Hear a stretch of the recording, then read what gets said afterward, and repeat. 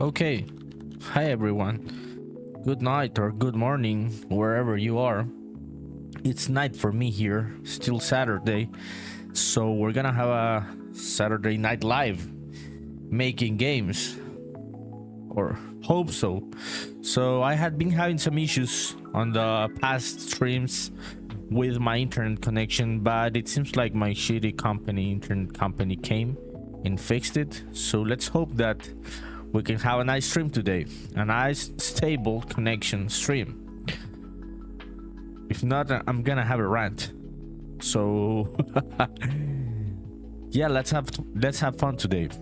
So I had been thinking, so in the previous stream, I think it was at the beginning of this week, I had been working on this new area, right? I have been working on other areas within the game. I can show you here, I think.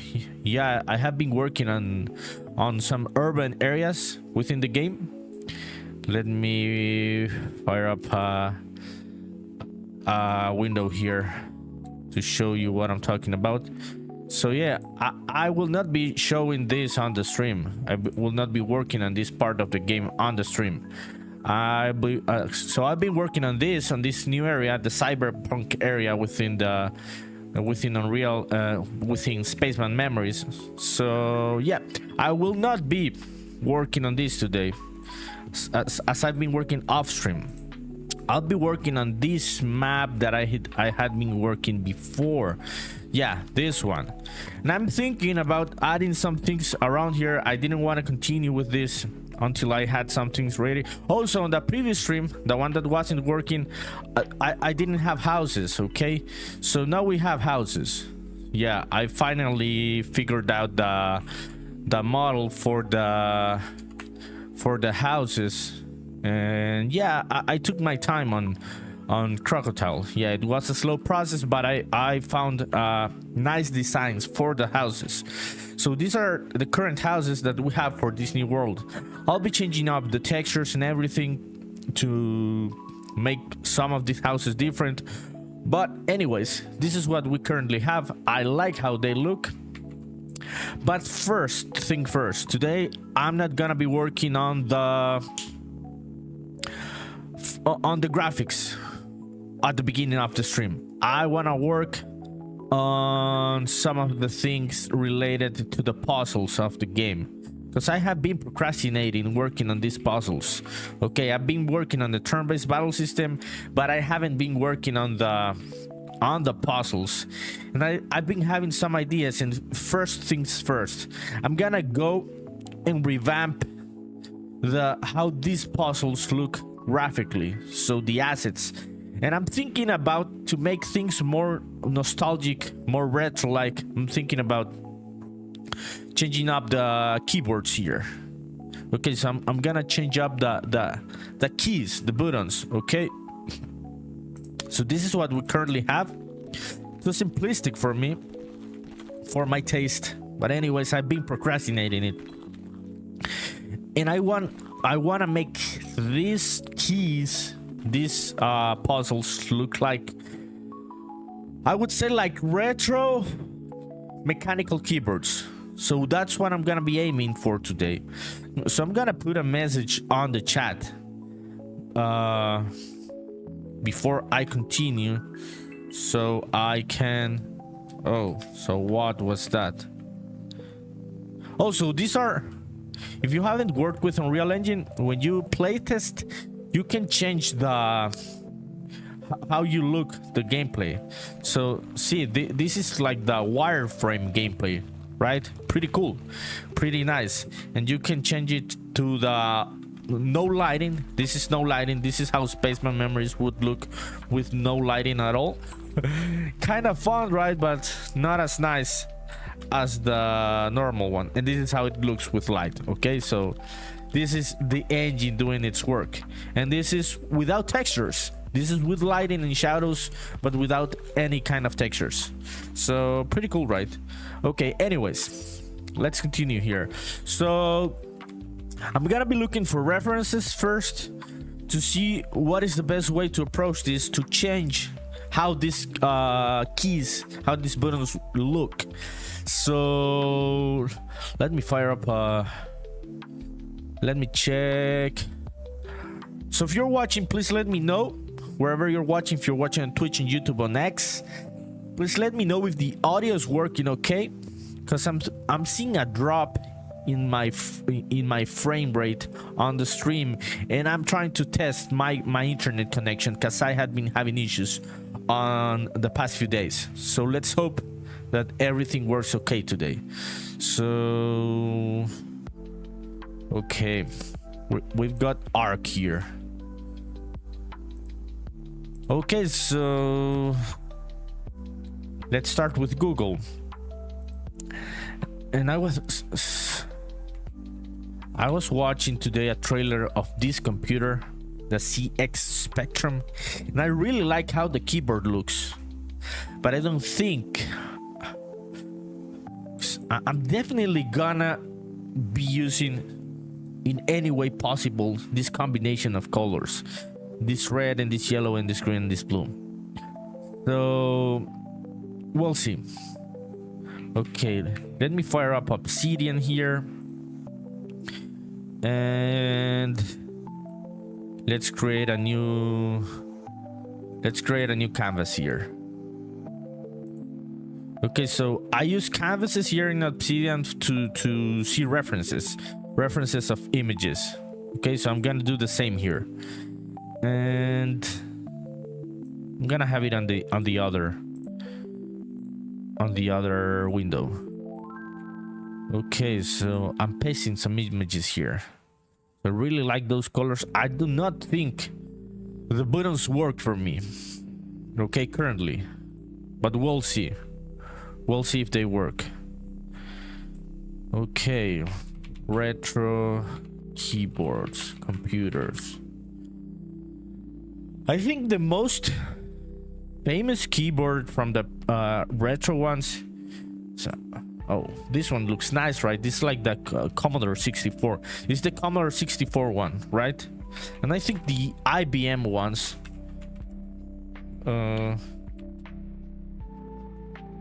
are also very iconic, but I really liked the Commodore 64 aesthetics. So I'm thinking that I should grab some ideas from the Commodore 64 aesthetics.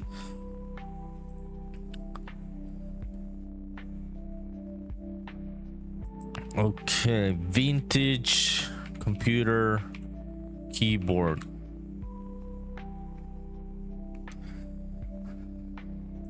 Yes, I'm looking for something like this look. You want to play around with the nostalgia within the game world.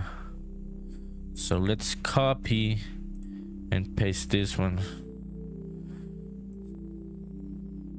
So let's see.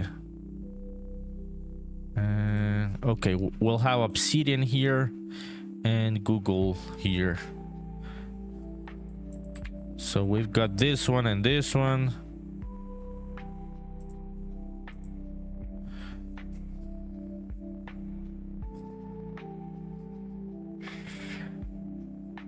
Okay, vintage computer keyboard from the 1990s, I think. 1990s. So this 8-bit though one, which isn't an old keyboard, this is a new one. I want this keyboard, by the way. That is a nice one. Okay, so we'll see how we get that look with textures, or maybe the color tones and the hues. Oh, we've got a new subscriber. Yep. Okay, awesome. Yeah, we reached the 40 subscribers in Twitch. So thanks a lot, Molion. Yeah, you're the new follower on Twitch. So we reached the new goal. Thanks a lot. Really happy about it. Okay, so I'm thinking... Oh, this looks nice. This isn't a retro keyboard. So... gonna be working on the graphics of the puzzles between the gameplay.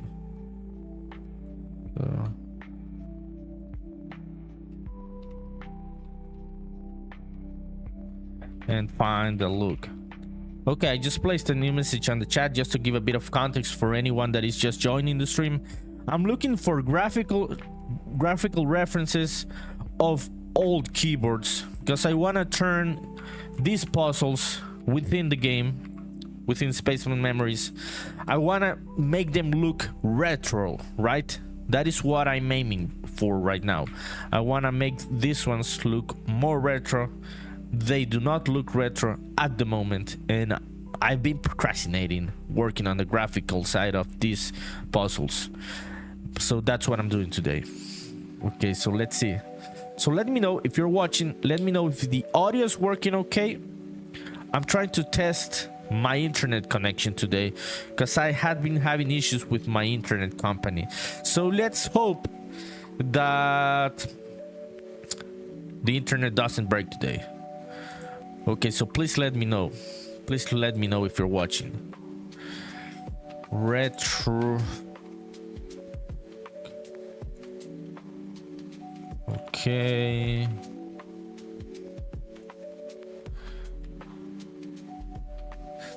Okay, so no, this isn't the one.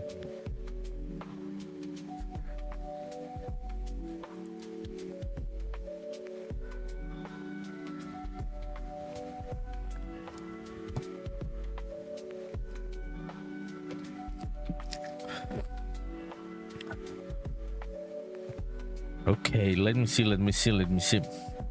I'm trying to find something with punch. A nice punchy retro keyboard. So this one by 8-bit looks nice, but I don't like the colors. Okay, let's go with IBM keyboards. IBM vintage keyboard. Okay, yeah, so this one looks nice. Oh, this one. This is what I'm looking for. This yellowed IBM keyboards. So I'm gonna get this image.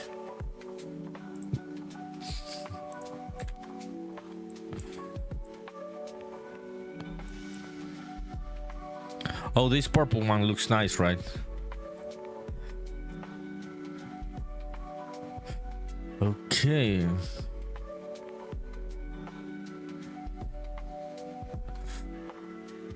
I'm just looking for references. Just give me a couple minutes and we'll get things started, and I will start with the 3D modeling and working on the textures and everything to turn those puzzles into retro keyboard looking puzzles. Yeah, I'm not finding what I'm looking for. Vintage keyboard.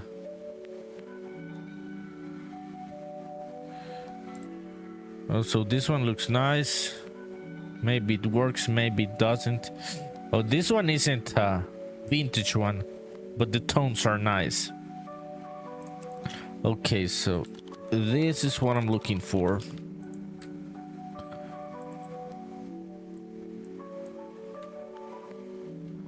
Okay.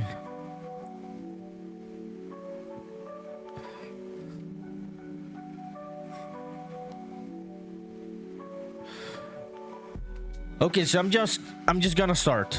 Just to make some progress, I'm just gonna start. I really don't know what I'm looking for yet. So I'm just trying to find it. So, oh, these keycaps look nice.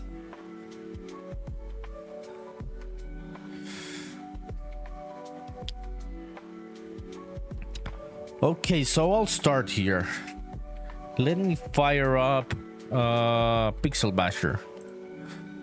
Okay, so I'm gonna delete this one, and yeah, the front panel, the top part of each one of the keys should be like this.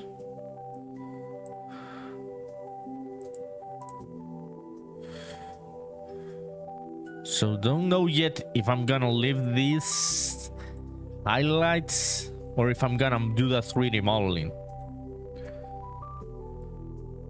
Okay, we'll see.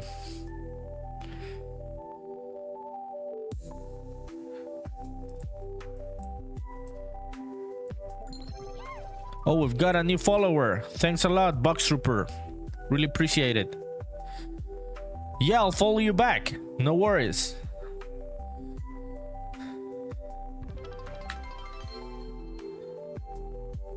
Yeah, we reached the 40 followers goal on Twitch, so really happy about it. Thanks a lot, everyone. I will follow you back in a couple minutes, Box Trooper. No worries. Just give me a sec here. I'm trying to set things up for what I'm trying to build today. So do you also make games, Box Trooper? Are you into this, or you're a gamer? Okay, so this would be the keys, right? Really simple stuff. Oh, so you don't make games. So what do you stream?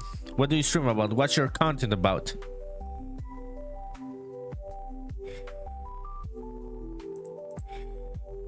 Okay, we'll add some textures here.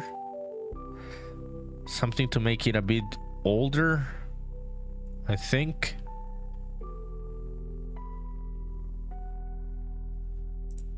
Does this work? No. Oh, you stream Fortnite. Awesome. Have you ever tried to make your own Fortnite maps in the creative version of Fortnite? Oh, could I buy you V-Bucks? I don't think so, dude. I'm out of money today. So sorry about it. Very sorry about it. When I have cash available, I may help you with that.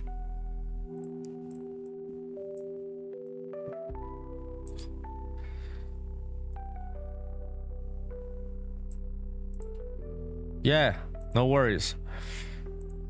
Okay, so let me look like for the right tone of vintage yellow, right?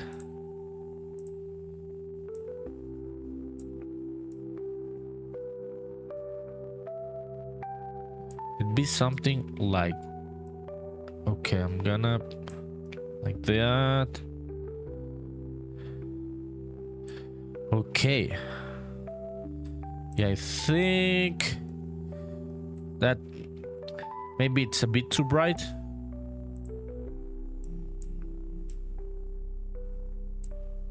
Maybe around there.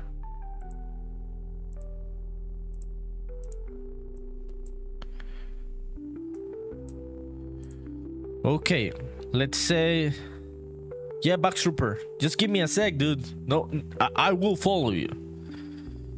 I will follow you. Okay. Let me see. Let me find.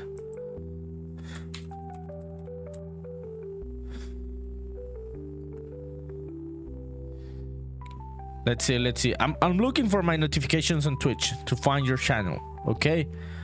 I can't follow you with the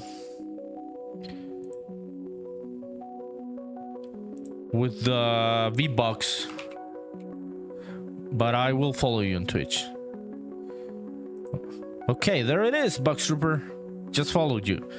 Okay, so this would be one of the keys. So let me export this to Aseprite to see if we can start working with this.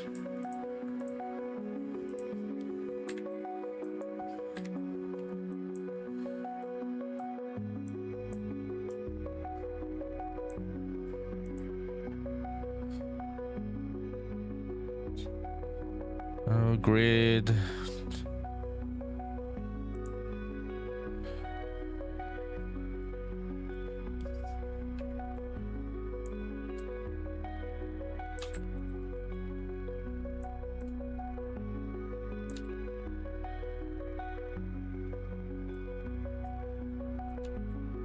Okay, so I think this works. Let me just crop things here.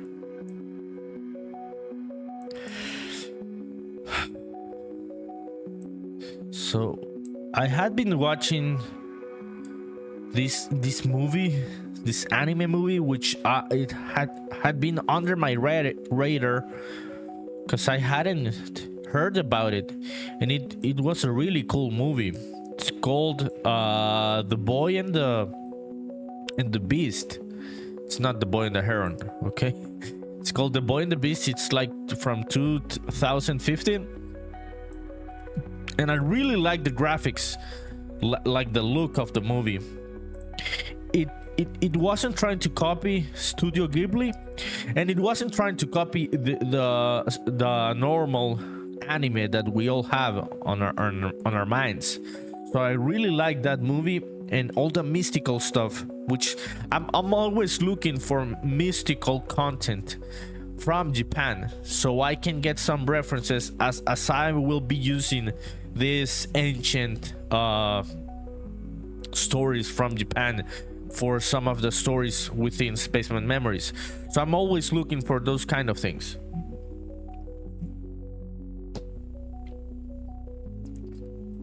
Okay, I'll export this one.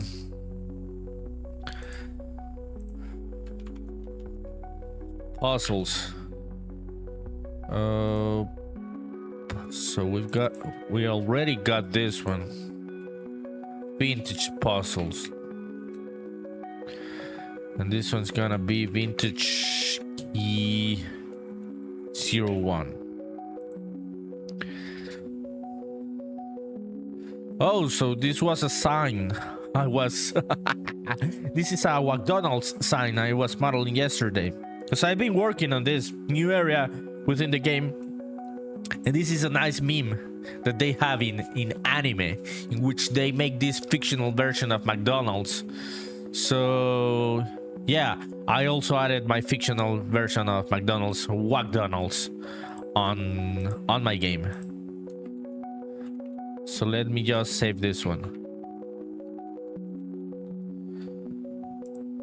Okay, let's start from scratch.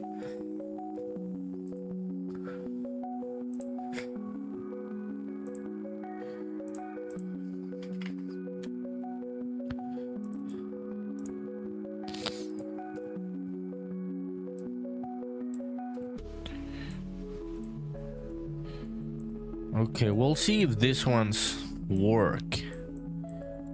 If this looks like what I'm aiming for.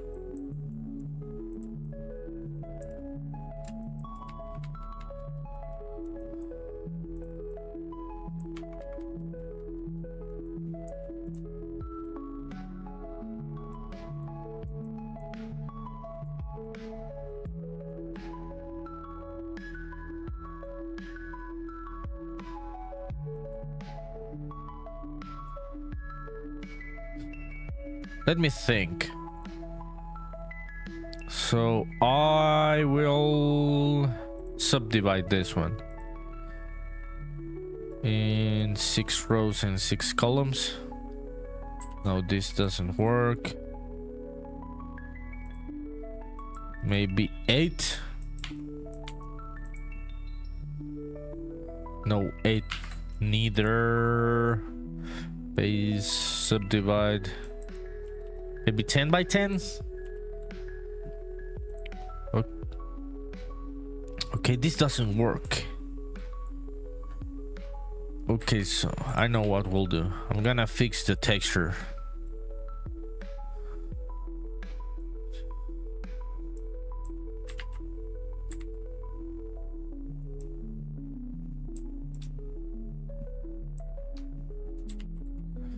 Okay, let's see. Grid settings 8 by 8.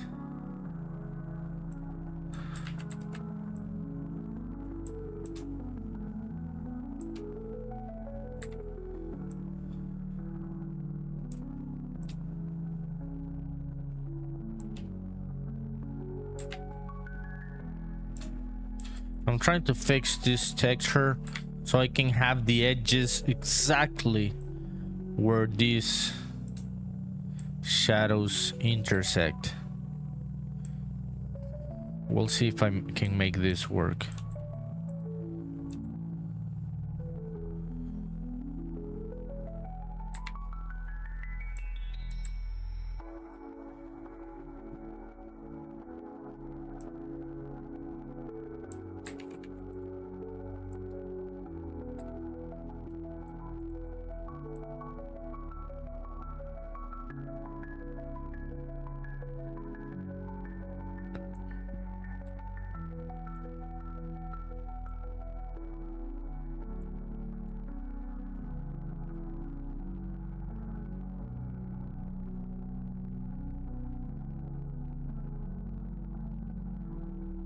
Okay, so I think and I hope this works. So let me check how this texture looked. Okay, so that is the darker side.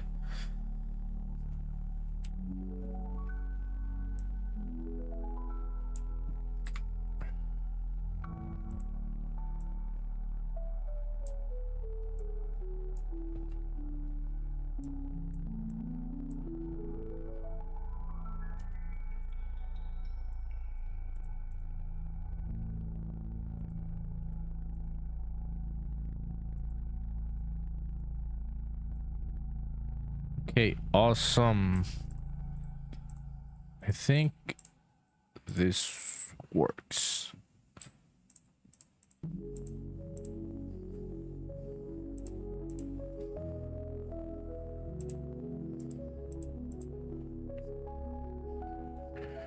Okay, yes, this is looking better. This is starting to look like the retro keys, right? On one of those keyboards.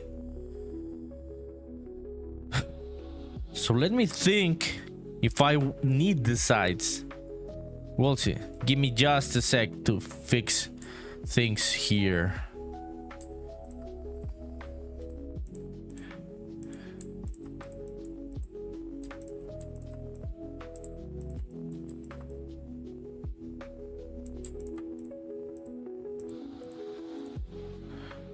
Okay, great.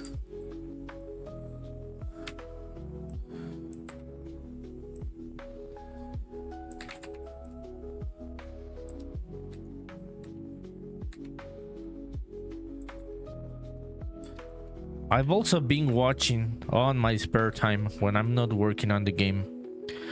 I've also been watching, yeah, astonishingly, because I hadn't finished it. I've been watching Neon Genesis Evangelion.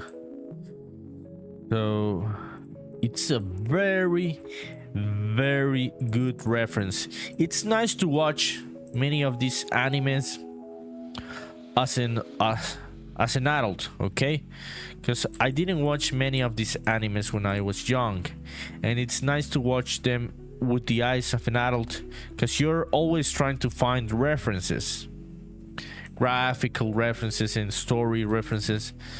So it's nice to use this type of animes for that, because they do work a lot for that.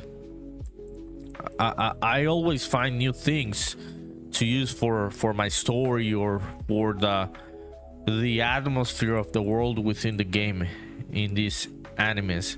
So it's nice. Sometimes it's nice to start when you're older to watch certain things, because you see things with different eyes.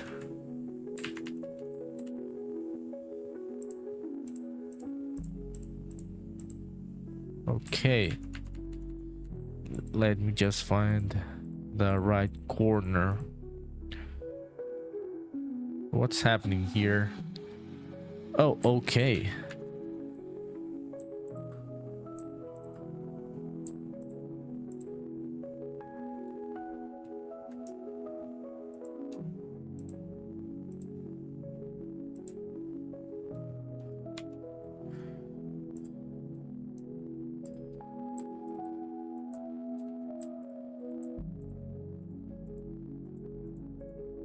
Okay, there it is. That's what I was looking for.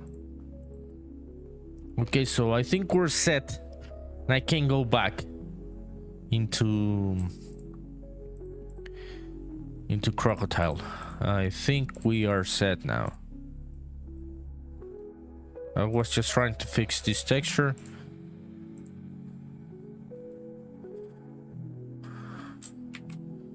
Okay, I'm gonna export it. Let's go back into Crocotile. I'm gonna replace it here. There it is. And I think now things should work better. Okay, awesome. So I'm gonna subdivide this one. 10 by 10, no. I think I'll just go doing it by hand. So I can have the exact subdivisions I need. Okay, so this is a bit too slow. Fuck that.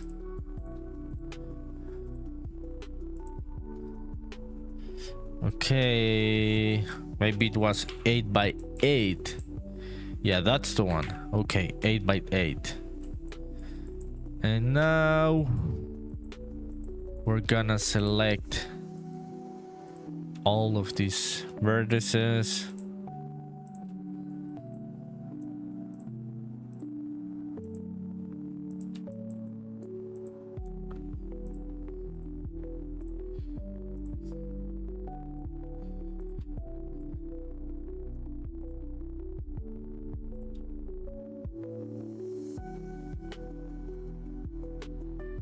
So what am I trying to do here is that I'm trying to move.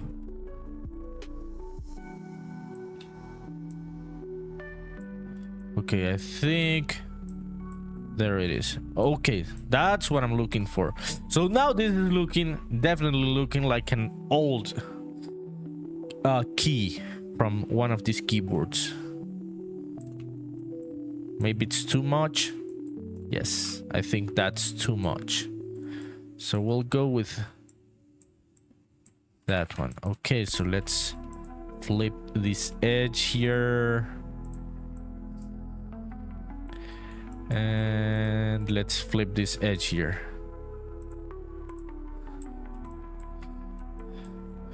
Okay, so let's see how... Let me save here.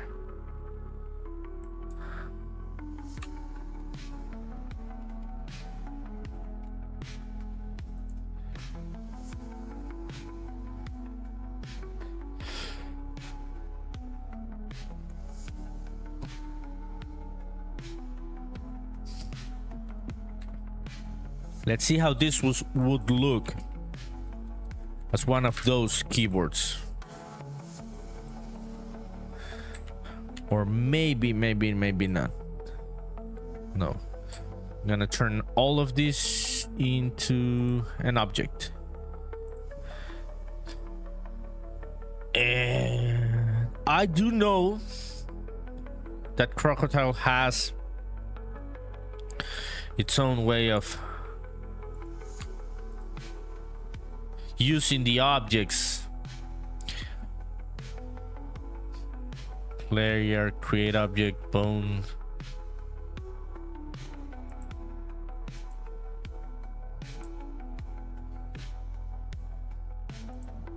Trying to find out how I can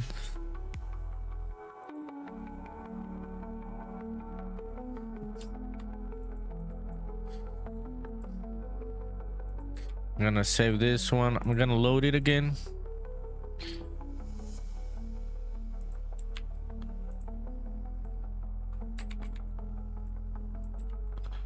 I'm trying to use the object like for placing tiles. I do know the software has that functionality. Okay, so deconstruct object.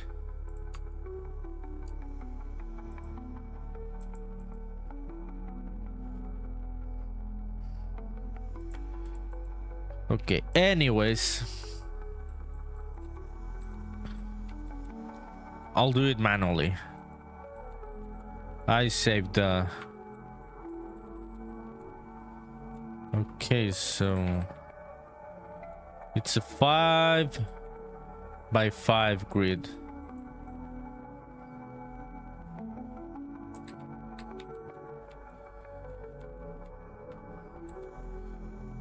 So this does... This is starting to look like a vintage keyboard, right? Let's say that we add some vintage keys or characters to the texture. Okay. Insert text.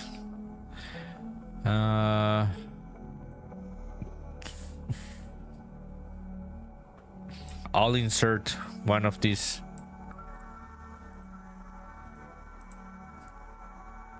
Japanese texts.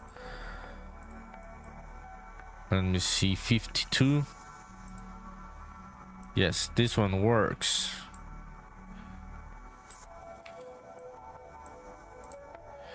And let's check out the references. So they are black, but the red ones look even more vintage. Oh, so this is what I'm aiming for, see? This is what I'm aiming for with these textures. Very, very old keyboard.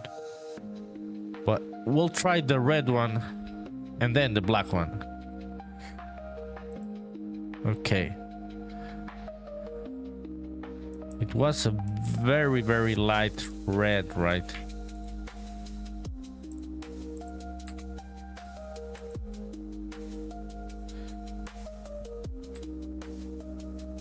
Okay.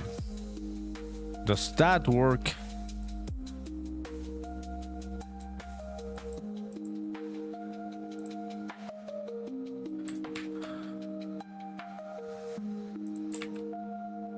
So this is just a placeholder. None of this is final.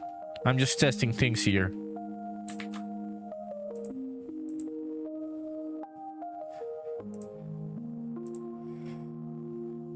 Also, Box Trooper, did you leave? You still there? Or did you go?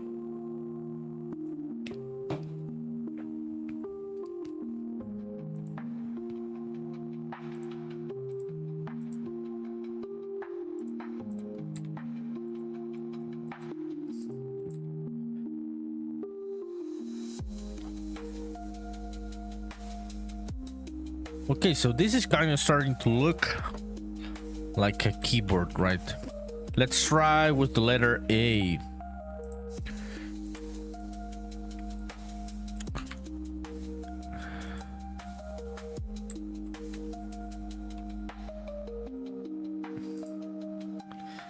And we'll go with one of these.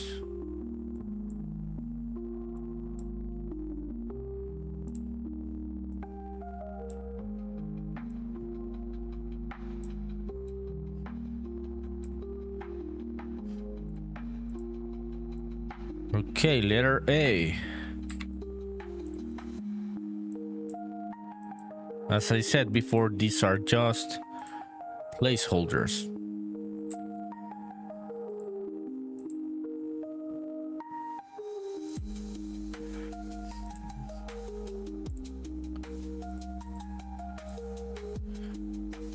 Okay, so it's nice. I think this is nice. This is what I'm aiming for. So let's try and export these keys to Unreal Engine to see if I can at least replace the ones that I already have. Okay, so let me check. Exporting This one's gonna be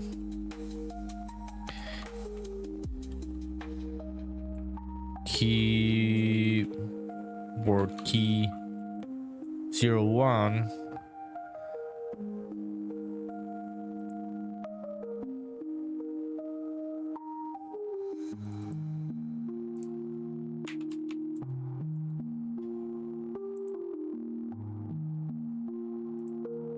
Okay, so let's bring it up to Unreal Engine. And I'm gonna create a new folder here. New folder, vintage.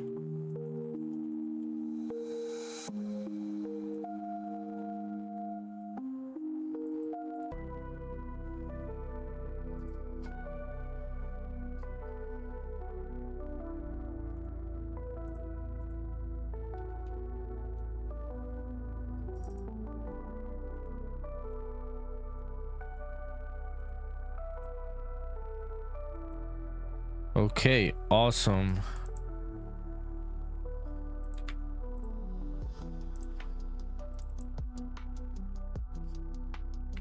Okay, so this is the button. Let me just check here if we can edit this one, and then what would happen here if I changed the keyboard. Oh, so that's way too big, right?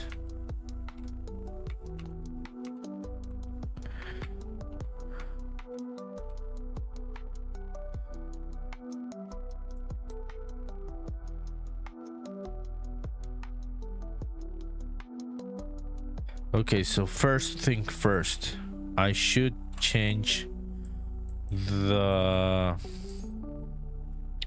origin of this.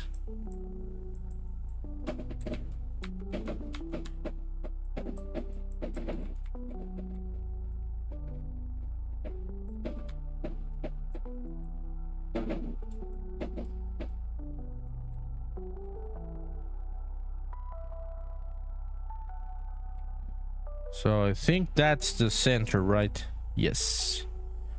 Yeah, that's the center. Let me export this one. Export.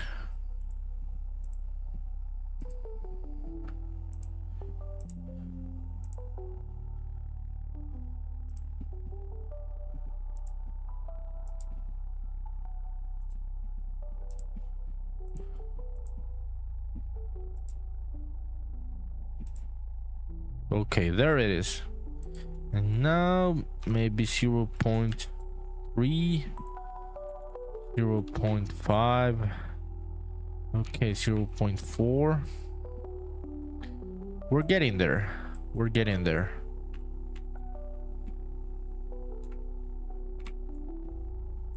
Z 0.3. Oh, almost 0.35. No, 0.33. Yes, I think that's the one.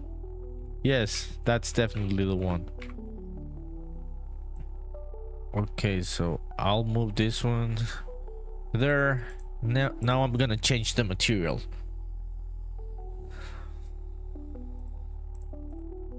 Let's create a new material for this one. Matte key 1.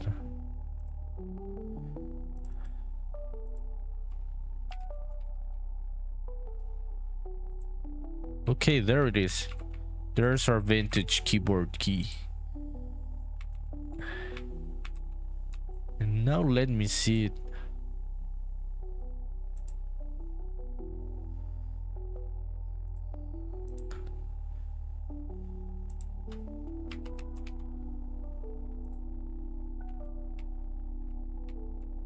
Okay, there it is. Oh, yes. I like how this one looks. Yes, definitely. Now we're talking. Okay, so let me press it.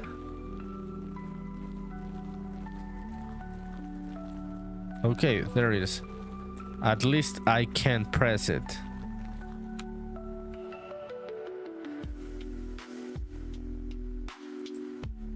I'll fix it later. The functionality, I'll fix it later.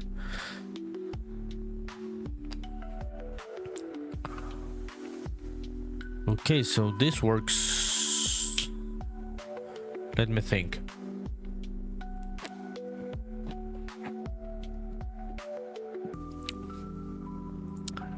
Let me think why this isn't working currently. Because I only changed the button. Yeah, I only changed the scale, nothing else. Let me get back to the other one. SM button pushable.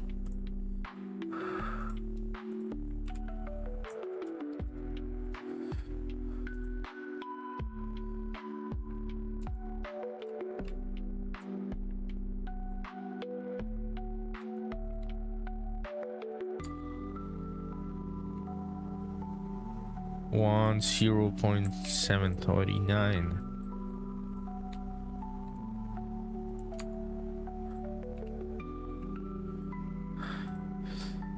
Oh, so it's the position. Yeah, it's the position, the location. So we've got 2.2 here, 2.2, 2.2. And now we've got 21. So I'm gonna fix that here. Okay, there it is. Also, that texture doesn't look that stupid, right? On those buttons, but they don't make sense. But anyways, I'm just trying to... Okay, the pressing works. So let me think. Set initial location. So button 1, target relative location, starting location.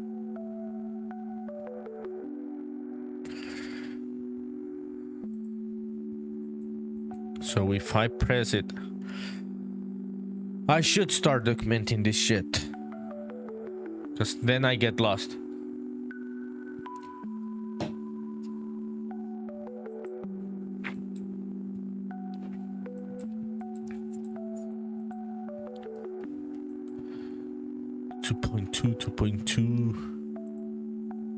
Okay, let me try this again.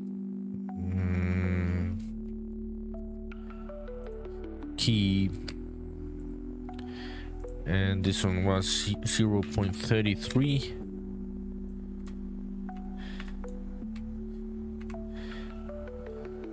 So why is the scale of this one? The position is... Oh yeah, no, now I know what I'm gonna do. I'm gonna change the origin, yes, of the model here on Crocotile. So this is all that I gotta do. This, that's all. Okay, I'm gonna re-export this one.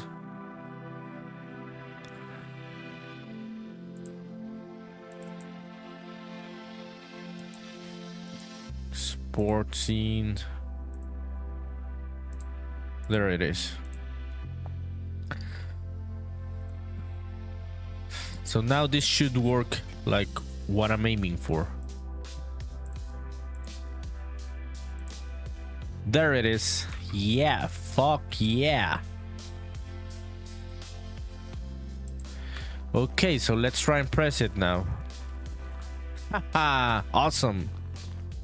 Yes, this is working.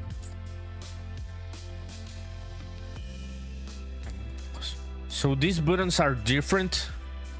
So the pressing shouldn't be that much, right? But I'm gonna fix it later. I'm just trying to find the right look. Okay.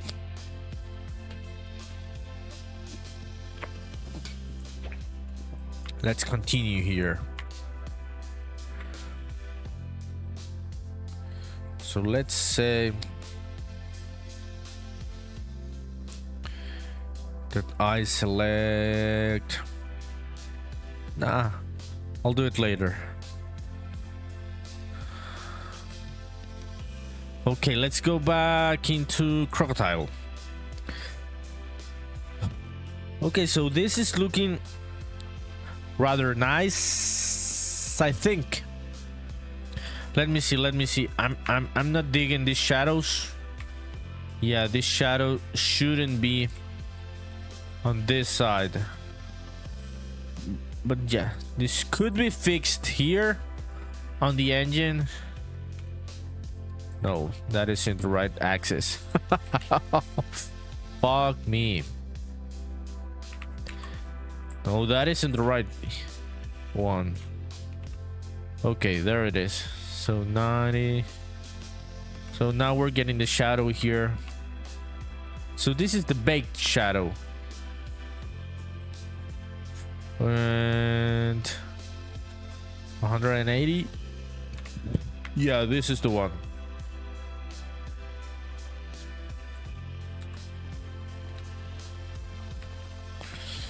Okay, so this is starting to look more like what we have in the game, right? More pixel art, more vintage than what we had. And let me see if we can add a bit of more texture here. So let me fire up this thing called Pixplant.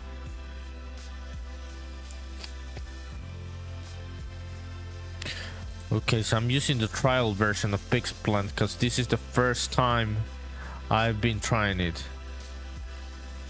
Okay, real Spaceman Memories, puzzles, vintage puzzles. And I'm gonna get this one. And what Pixplant does is create for you other texture maps, like the roughness map. Okay, we'll see if this one works. You know, do not know if this one works. Or maybe I could use the texture map as roughness map. Let's go into the material. Let me see what happens here if I just do that. The roughness map.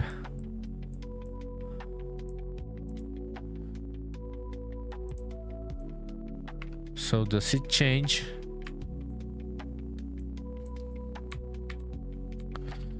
No, I do not think there's much difference.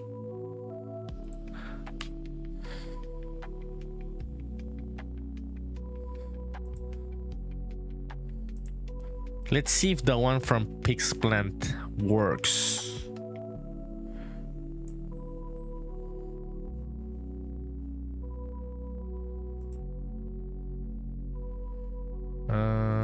Roughness, normal, ambient occlusion.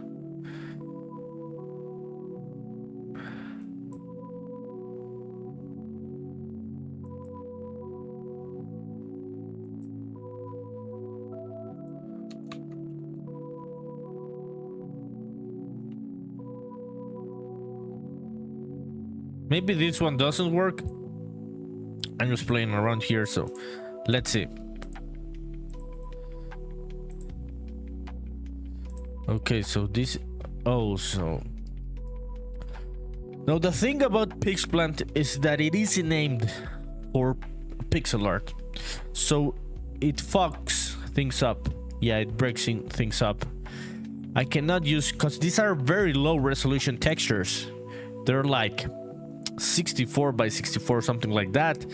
And this turns it into a high resolution texture with filtering. And I need no filtering. So I do not think this will work. Or maybe it works. Let me try and do this. Okay, so this is the newer texture.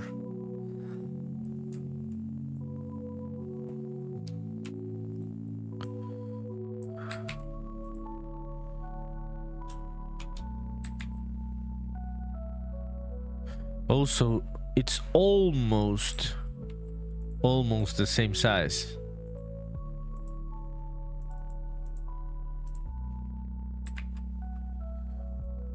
Also, it's virtually the same size.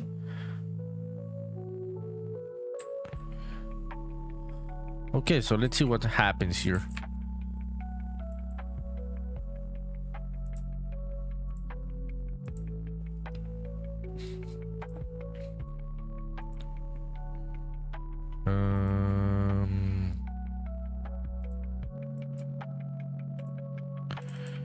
Okay, so let's disable. Oh, we're up to 1 hour already. We've got the automatic coffee bot message on Twitch. So if you're watching, thanks for watching, really appreciate it. Don't hesitate to leave a message wherever you're watching, YouTube, X, or Twitch. Okay, so we've got our very good friend, also game developer on YouTube, Daniel Fraño. What's up, dude? Albarro. So that is a phrase that we use here in Honduras, our shitty country, but we do have fun here on the third world. So that is a stupid Latin American phrase. What's up, dude? Where you at? How was the recording of the video of your band? Okay, so this is the texture. Yes, Saturday night cooking. Yeah, I'm trying to change up the look of the puzzles, because they do not look vintage nor pixel art, and I'm trying to make them look older. So that is what I'm aiming for right now. So how was your afternoon? Okay, so this one should be keyboard key roughness. Okay, let's see if this does anything.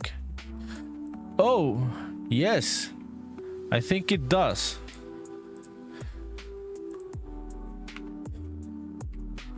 Oh, we're in medium scalability. Let's change it up to high scalability so we can see the roughness. Yeah, I think, yes, this is what I was aiming for. See, this specularity on the material. So now we can see those nice reflections on some parts of the material. Yeah, it doesn't look too flat. Okay, so let me try now. Let's try and extract maybe not a metallic map, a normal map. Let's try with the normal map. No, I don't think the normal map will work, but anyway, so this is how it would look. No, this doesn't. I don't think this works. Maybe like that? Nah. No normal maps. Okay, so how do I disable this one?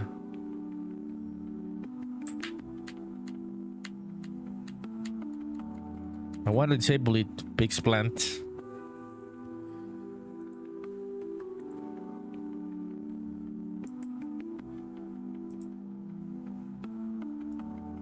Okay, there it is. So maybe the ambient occlusion one? Oh, so no ambient occlusion from this.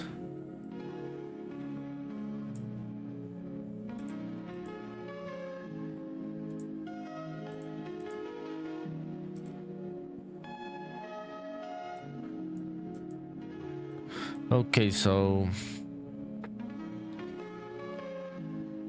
fuck that. Now we'll just gonna go with the roughness map. That one works. Yes. Let's see how it looks in gameplay.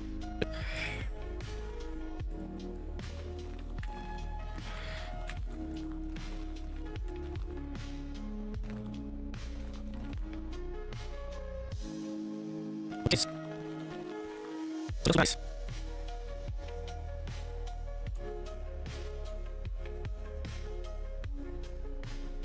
Yes, I'm the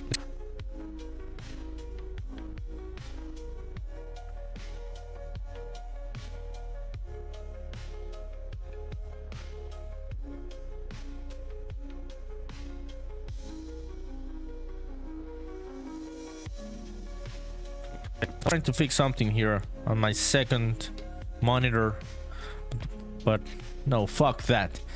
Okay, so let's see if I can start duplicating these ones and start adding some keys just to see the keyboard look. So let me check. So do we have any of this Japanese vintage keyboard?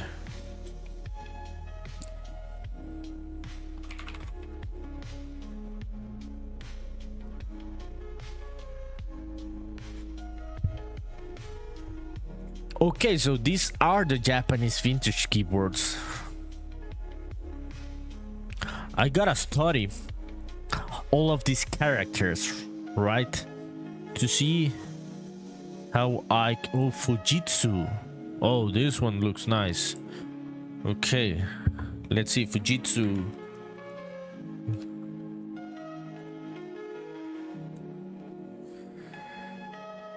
Okay. Let me see if I can zoom on this one.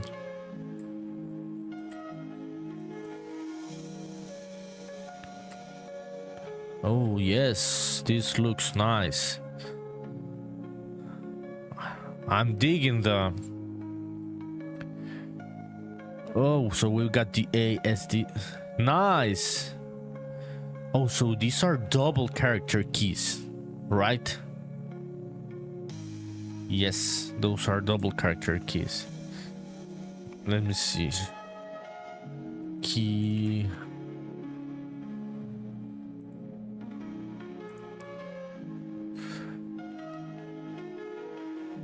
So this is the layout the Japanese keyboards use. Gotta study the characters, because this would be what I would be aiming for. Okay, a character, Japanese. It would be the hiragana, right? Yeah. A and so, or the katakana. Let me see.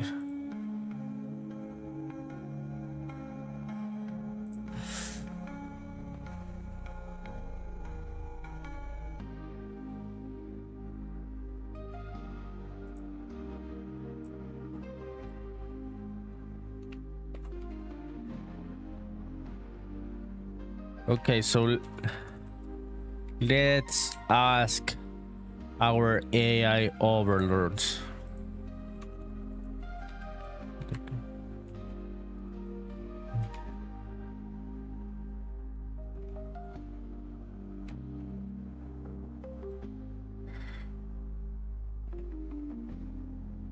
Will produce the character A when in hiragana input mode. We'll produce this one when you're in katakana. Okay, so we'll go with the hiragana for now. Let me come back here.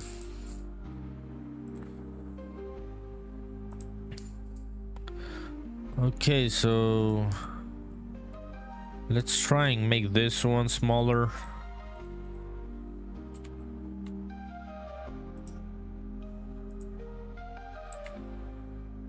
And this one would be like 28. 35. Okay, so let's try 35.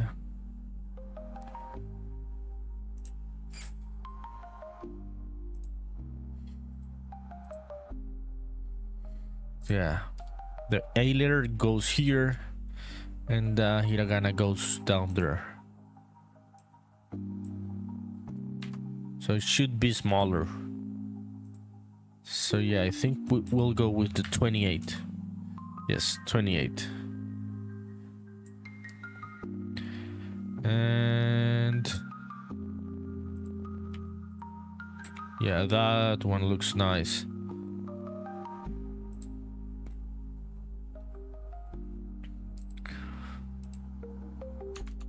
Now the A.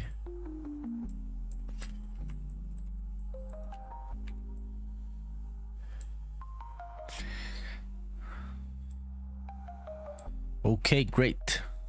Awesome.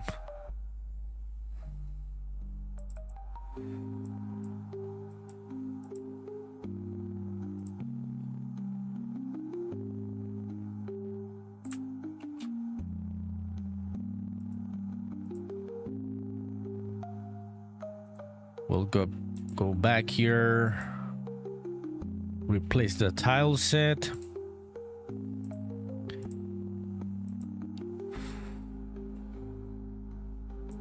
Okay, great.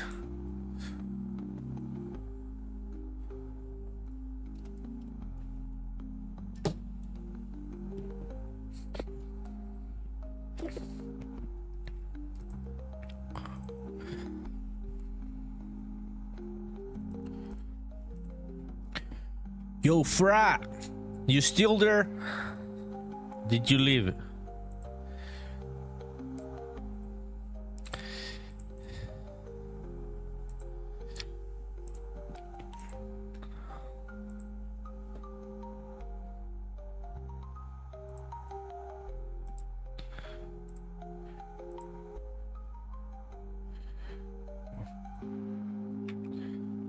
Oh, so yeah, I rotated this one. Yeah, I'll fix the shadowing later. And yeah.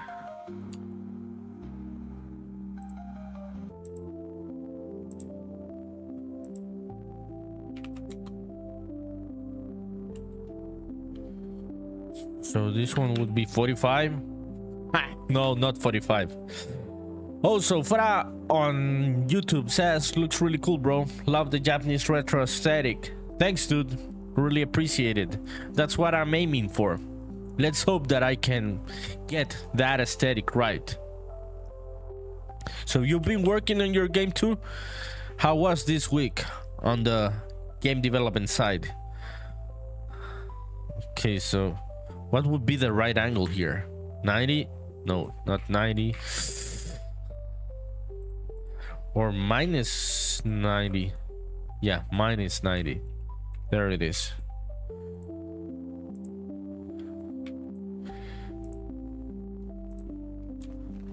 Okay, so this is starting to make sense now. Place all of these keys one by one. I'm gonna fix the textures later. I'm just trying to get the look right currently.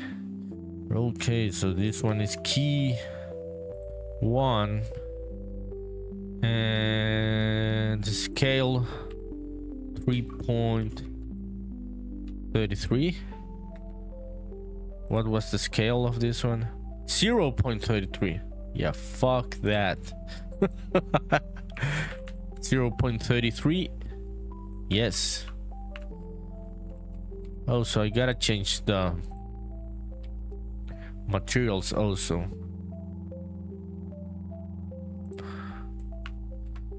Okay, there it is.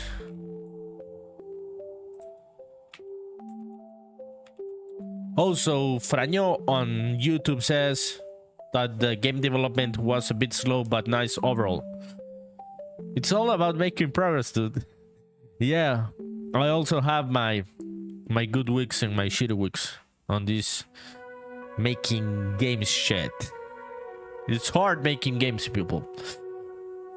Yeah, I think that the hardest thing about making games, aside from learning the engines and the technical things and getting all the knowledge necessary for making the games, is the mental part. Yeah, the mental health part, especially if you're making games by yourself, because the games are hard to make, and I'm pretty sure that it would be easier with the help, the emotional and technical help of a team.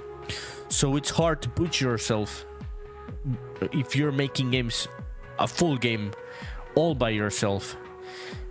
And yeah, sometimes you just have shitty days in which it's hard to sit down and make progress on the game. But that's how it is. I'm not complaining, I'm not ranting about it. It's just how it is. It is hard. Yeah, managing the emotional and the spiritual side of making games by yourself. So this one is key, and this is 0.33, and this one is -90. So why do I have to do this by hand and do this button by button? Because I don't know why inside the blueprint editor here in Unreal Engine you cannot or can I? Let me see if I can do this. Button collisions, button cement. This wasn't working for me the other day. I couldn't select multiple things at the same time for some reason. I don't know if it was a bug, but now I can. So yeah, fuck me. Button 10, button 19. I'm selecting all of the buttons so I can change all of them more quickly. Okay, there it is. This one is going to be key.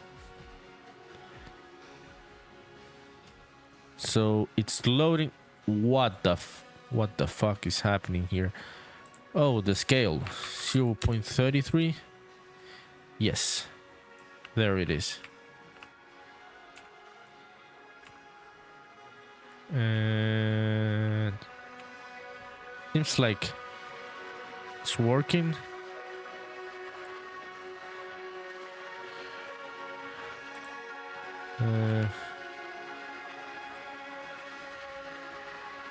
Okay, there it is. Now we're talking, and this one should be -90.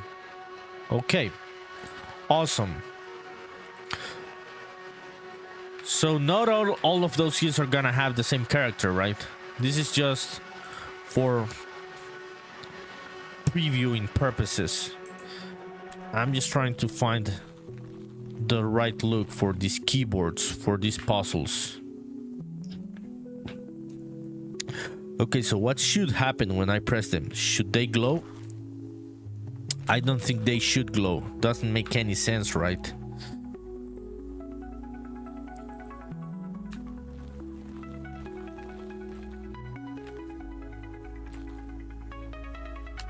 Okay, anyways, I'm gonna fix that later.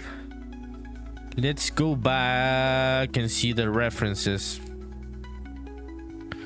I have some references here.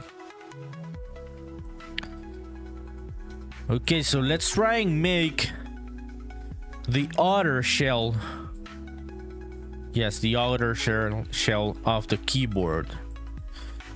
So these puzzles do look like these vintage keyboards. So we'll try and do this, the outer shell. Okay, so let's go back into Pixel Basher.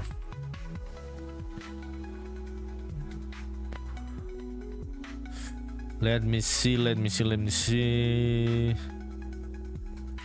I'll duplicate this one.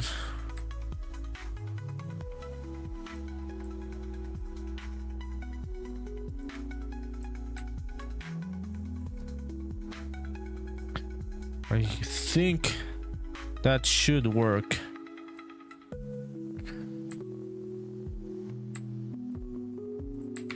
We'll get the texture.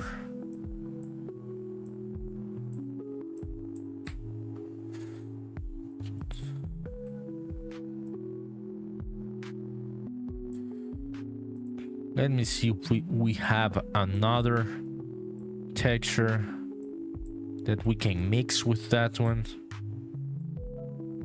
Yeah, we can mix it.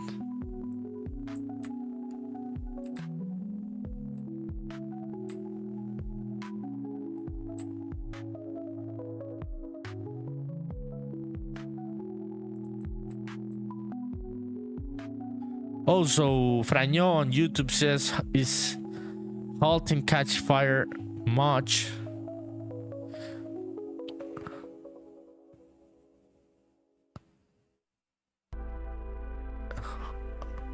I don't get the question, dude. Sorry for being stupid.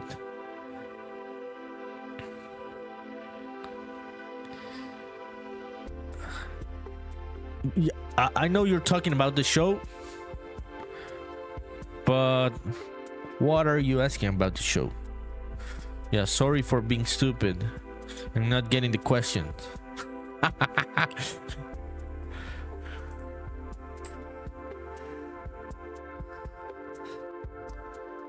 Well, I'm not liking this playlist anymore. It's sounding way too generic. So I'm gonna look for another one. So let me find one of the Zelda and Shield.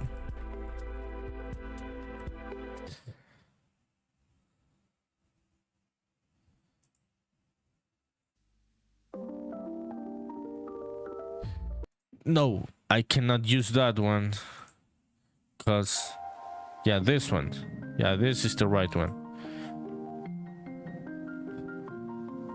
Oh, so Franyo says on YouTube. Yeah, fuck me. I don't get the question sometimes. Okay, so you're just saying that you see a lot of references to Halt and Catch Fire.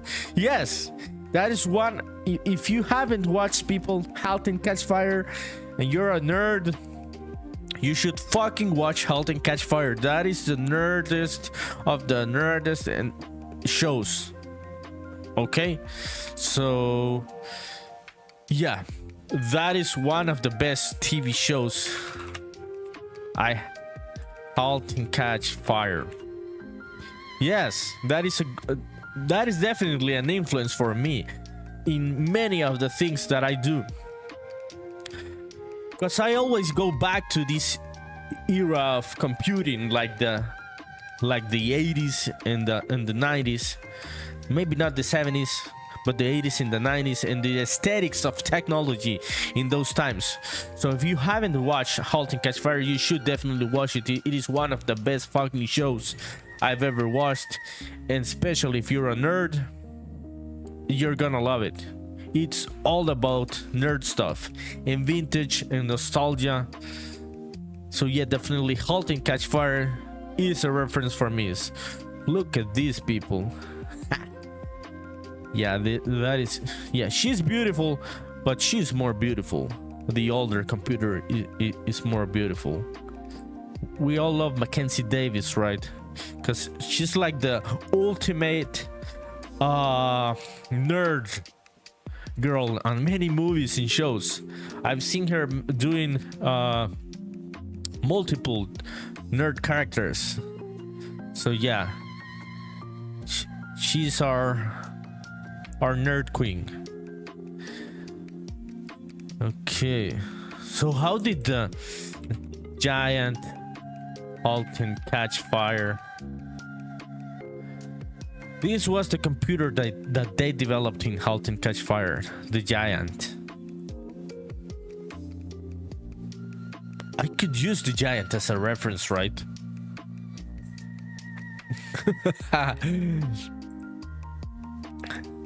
Yeah, sometimes you don't remember where your influences and references come from. And I watched Halt and Catch Fire like 4 or 5 times, so I should go and watch it again so I can bring some stuff into Spaceman Memories. Okay, so this would be like the texture of our outer shell for the keyboard, right? Okay, let's export this one.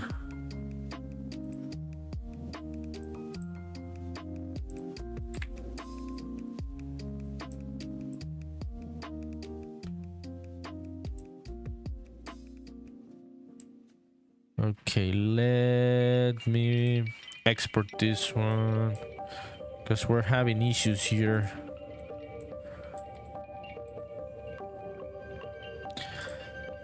So yeah, this software I'm using here, this one is called Pixel Basher, and it's in early access, so sometimes we have bugs, but in general it works all right.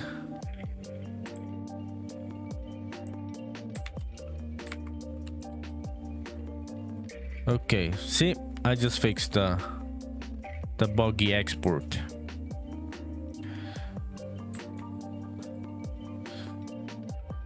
Okay,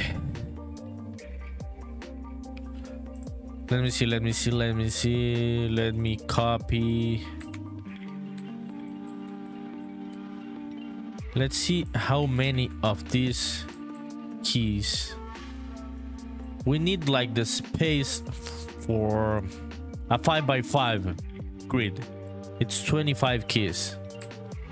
So let me check it here before I export any of this stuff. So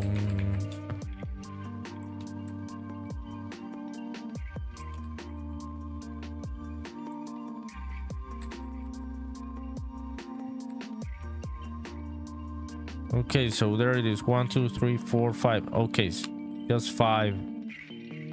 And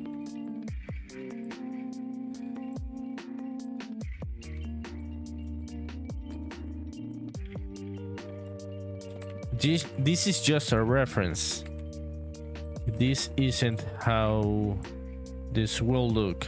I'm just trying to find the right size for the export. Okay, there it is. Okay, so this is the grid. 1 2 3 4 5. Awesome. Now I should scale this one.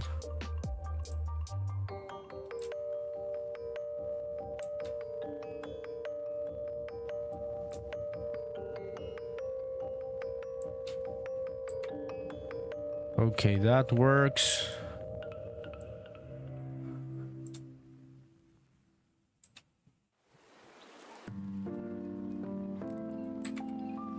Okay, I think that works. Yep. Okay, I'll delete this one and I'll make this one brighter.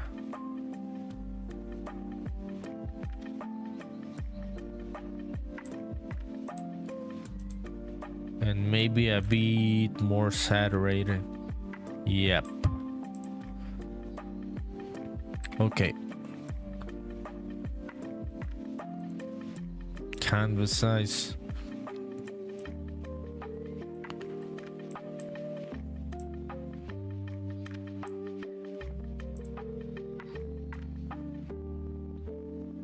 Okay. I'm gonna export this one. Vintage puzzle. This one should be outer shell.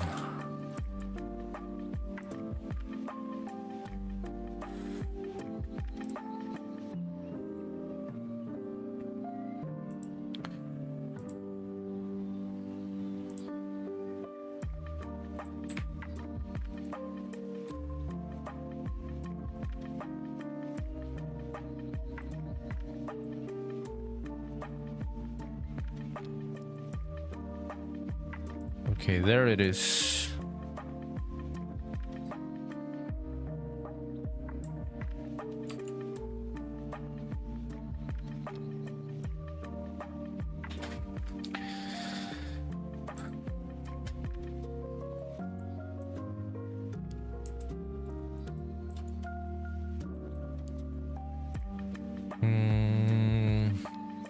So how should I model this one?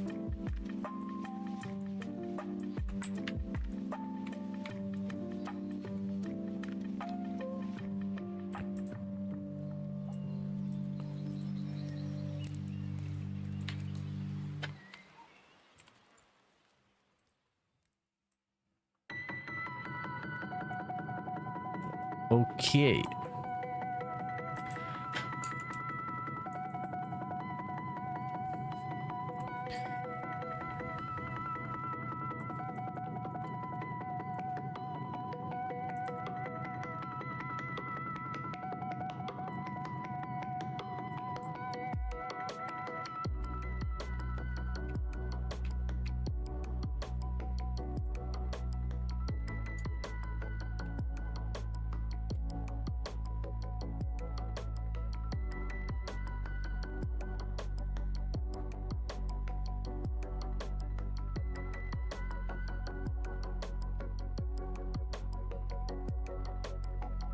Maybe I will add some beveling to the sides, to the edges of this on Blender.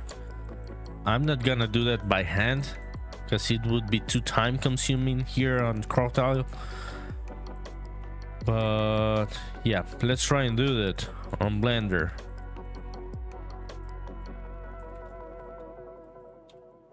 Just gonna turn this one into an object.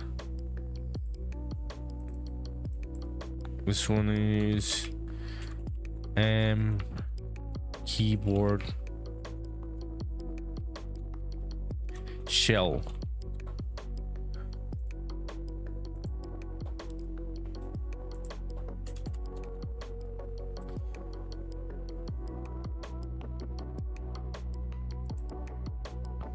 Okay.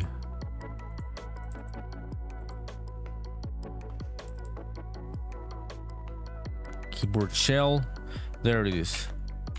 Okay, let's fire up Blender just to add the beveling to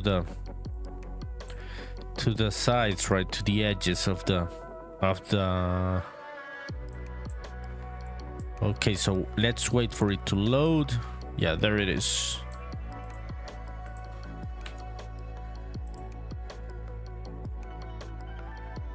Okay, OBJ.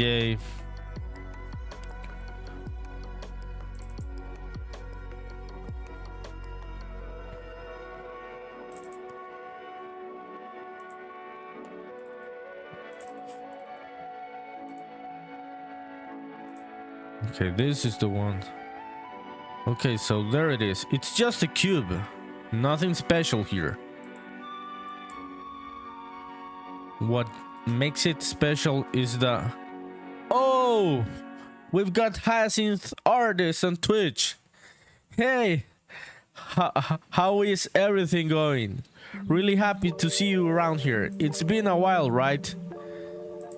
Yeah, I had been off the streaming stuff, and I'm trying to come back because I had been having issues with my connection, my internet connection, and also my own consistency as a streamer. But I'm really happy. Everything has been going all right. How has your game development been going, Hyacinth Artist on Twitch? So I'm reading Twitch and YouTube comments. Really happy to see you. Okay, so let me find the bevel. Segments 4. Yeah, maybe 4 works. So our friend Hyacinth Artist is also a game developer who makes this really cool looking like vintage PlayStation era games. Really love what Hyacinth Artist does. So really happy that you're hanging around here on today's stream. I'm really happy because it seems like my shitty internet company fixed my connection issues, and the stream has been stable today. So I'm really happy about it. So Hyacinth Artist says on Twitch, yes, it has been a while since you've streamed. Yeah, sorry about it. I'm an inconsistent streamer. My thing is going very well. You're talking about your game. It's getting very big now. Oh, how big? Tell me more about it. Okay, so this is enough. Let's export this to OBJ again.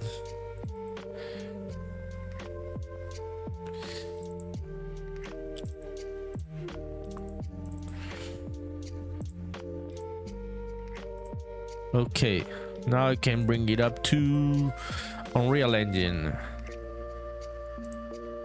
So this is keyboard shell.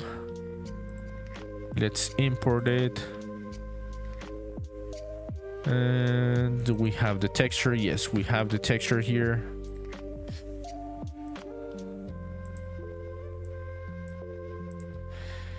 And let's duplicate this one.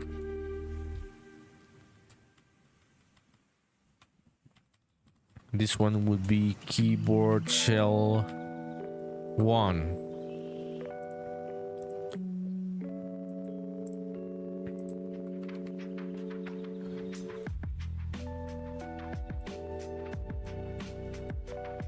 Okay, I'm gonna delete this one.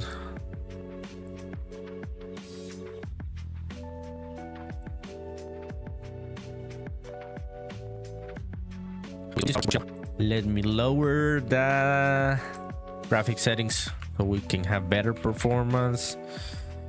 And key. Okay, there it is. Yeah, nice beveling, right?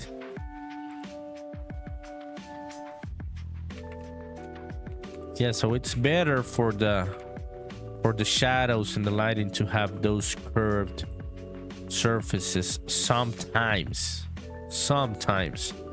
Not always in this type of games. Okay, so the shell is a bit big. Also, Hyacinth Artist on Twitch says, I can send links in your chat. I don't think. Yeah, I think I have them disabled because I've had some experiences with people spamming bad links. So yeah, I have them disabled. But yeah, just got heaps of zones now, getting closer to alpha release. Oh, awesome. So if you have any progress that I can see in screenshots, just send them up on Discord. I will see them on the stream. Would be happy to see them here. Really happy about it. You push me to be better. Knowing about all of this progress you're talking about makes me pumped.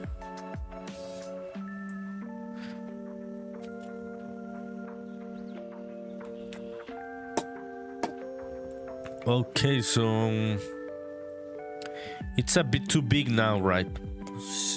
0.9, 0.95. Yeah, I think 0.95 is like better.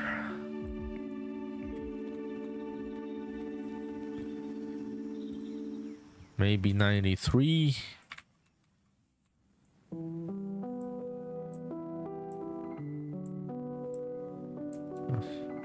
Maybe 91. Yes, 9. I think 0.9 worked. Yes.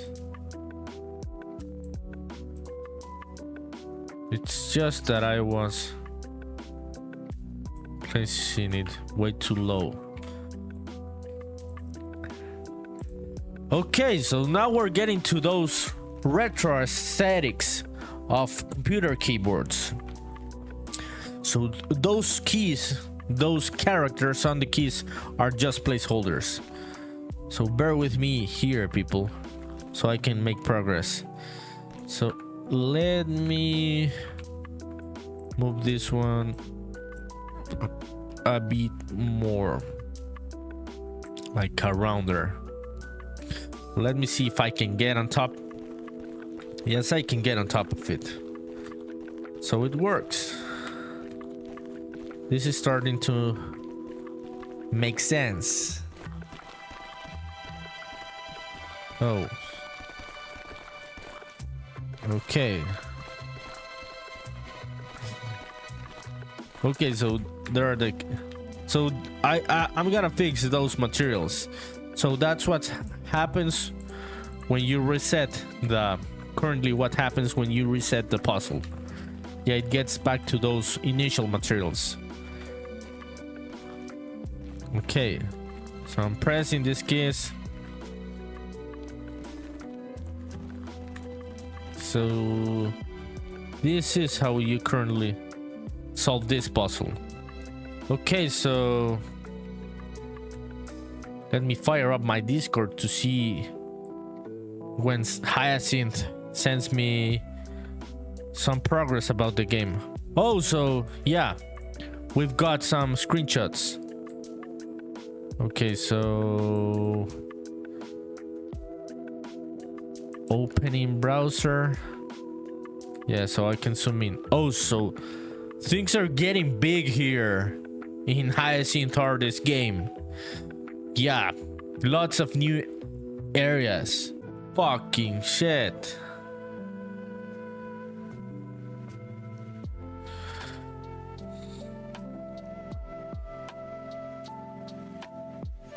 Okay, so I think I'm back. I just lost the connection. Okay. Followers goal started. Yeah, we've got a new goal. Okay, so yeah, it seems like I'm back. I just lost my connection like for 2 seconds. So sorry about that. But I'm very happy to be back. Okay, so yeah, I'm seeing this and I'm really digging what I see here, Hyacinth Artist. Really cool to see this new progress. Okay, so these new zones do look really, really nice. Really digging the graphics.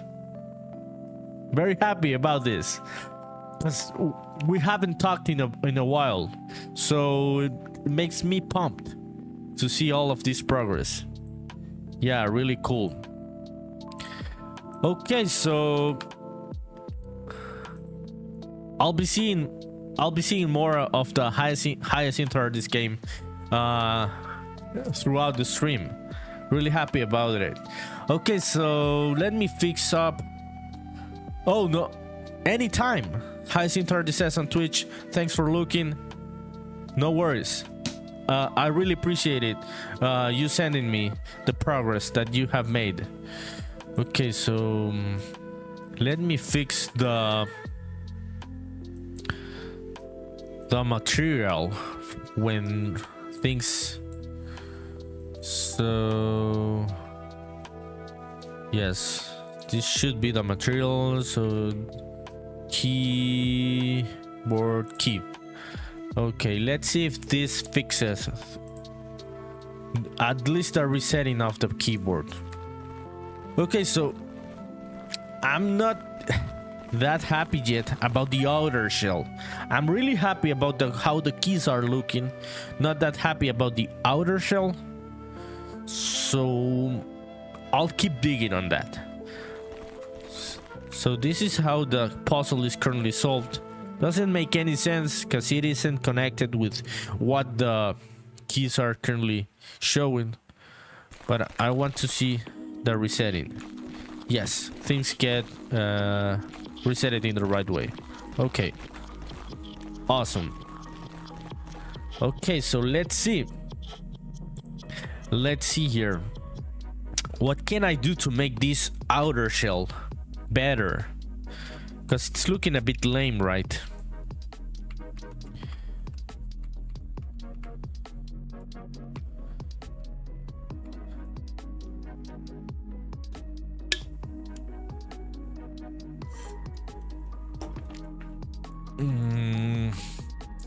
Let's see the references. Okay, retro computer keyboard. Now I'm gonna be looking at the outer shells instead of the keys. Yeah, I'm aiming for something like this, not that big of an outer shell. Oh, we've got Foltalion on Twitch. Hi, how are you? Okay, so let me give me just a sec here. So Foltalion, hello. Yeah, I'm working on a keyboard. Yeah, I'm currently working on a keyboard, Foltalion, and so these are the puzzles within my game. I'm aiming to turn these keyboards into the puzzles, so that's what I'm aiming for. So do you also make games, Foltalion?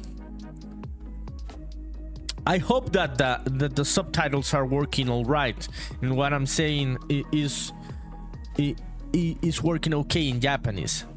So please let me know if that translation is okay. I'll be reading your comments in Japanese in the chat, so no worries. You can speak in Japanese in the chat. I can translate the stuff. So are you also into making games, or you're a gamer, Foltalion? Okay, so yeah, I'm trying to make these keyboards. I'm trying to make them look, I don't know what I'm looking for yet. I'll know when I see it. So yeah, I like this outer shell, but it's too big, right? Those IBM keyboards are always one of the best looking ones. Okay, so this Commodore 64 one looks nice. Okay, let's see what the Commodore 64 keyboard close up, what can we get from that one? Okay, so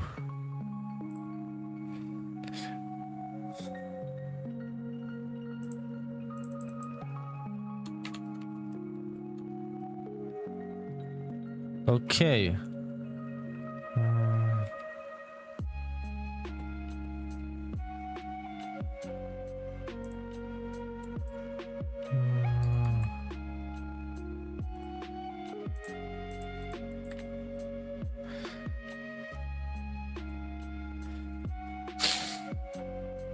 Also, Hyacinth Artist, you still there? What have you been playing? I always see you playing on Discord. Oh, so we've got a new message from Foltalion. Awesome. Really happy that you're chatting and interacting today. Yeah, I always see my friend Hyacinth Artist playing on Discord. What have you been playing recently? Okay, so Foltalion on Twitch says, thanks for the Japanese translation. I'm making 3D games with Godot. My name is Folta on Twitter. Awesome. I will follow you on Twitter. Or do we follow each other already? Let me know. But I will follow you on Twitter. Let me find you right now and I will follow you right now. Let's see if I already follow Foltalion. Is that your Yeah, we follow each other on Twitter. Right, yeah. Yeah, I see you. I can see you. Yeah, you're making games with Godot, right? You haven't tweeted in a while. But yeah, I can see that you're making games with Godot. Awesome.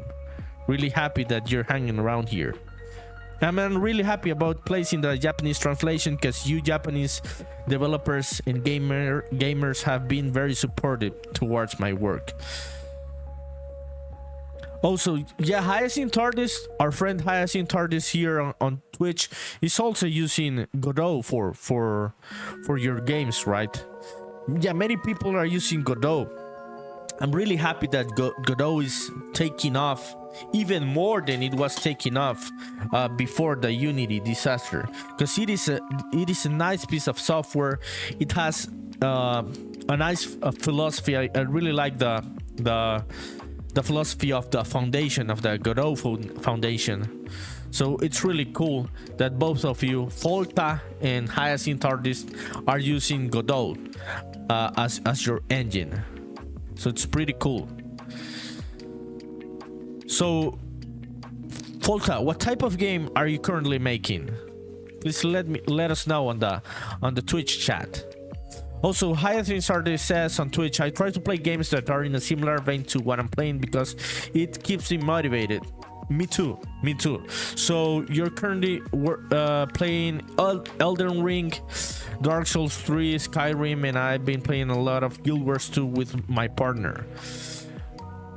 I had been meaning to play Guild Wars 2 a couple of years ago. I almost bought it, and I don't know why I didn't end up buying it. Is it free to play now, or do you also have to buy it still? Because yes, I know it is a good game. I almost played it. I think I was afraid of becoming addicted to it, because I know many people got addicted to it. Okay, so let me find the... Okay, so yes, let's go with the Commodore 64 look. I'm gonna use these lines.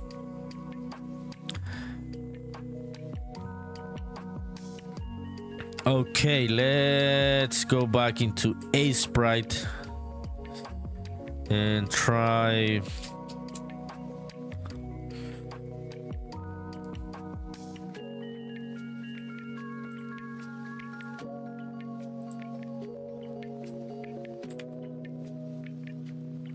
I'm just trying to add some other stuff to the keyboard shell to make it look better. Okay, so let's see. I'm gonna change these characters, but let's steal these graphics from the Commodore 64. Yes, I'll definitely steal it. So does Commodore still exist as a company? Can't recall if Commodore still exists. Also, Hyacinth Artist on Twitch says, I think Guild Wars 2, it's free and the DLC is what costs money. Oh, okay. So it wasn't free when I wanted to play it.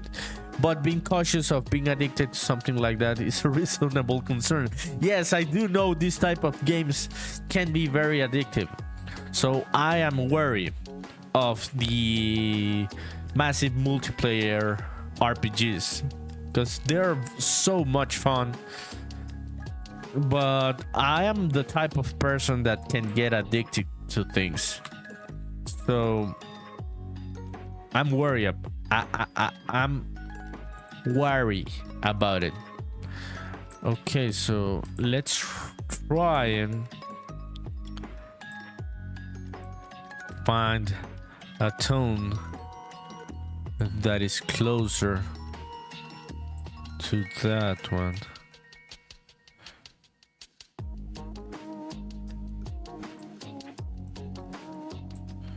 Okay, so this one looks more like the Commodore 64, right?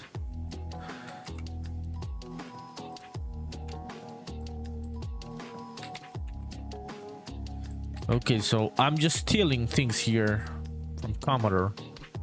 So sorry, Commodore. I don't think you exist anymore as a company. I'm not gonna keep this for the game. I'm just trying to see what works graphically wise. Okay. So I'm not trying to use any copyrighted or trademark stuff here. I'm just trying to see if things work. Okay, let's export this one.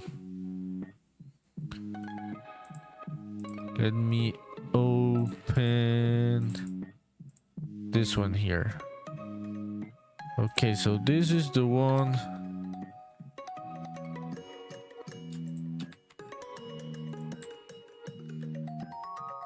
Okay, there it is. Let's try and see how this looks. Maybe this is too crazy, right? Keyboard shell 02. Maybe this is a stupid idea, but we'll see. So Volta, you still there, dude? Or did you go?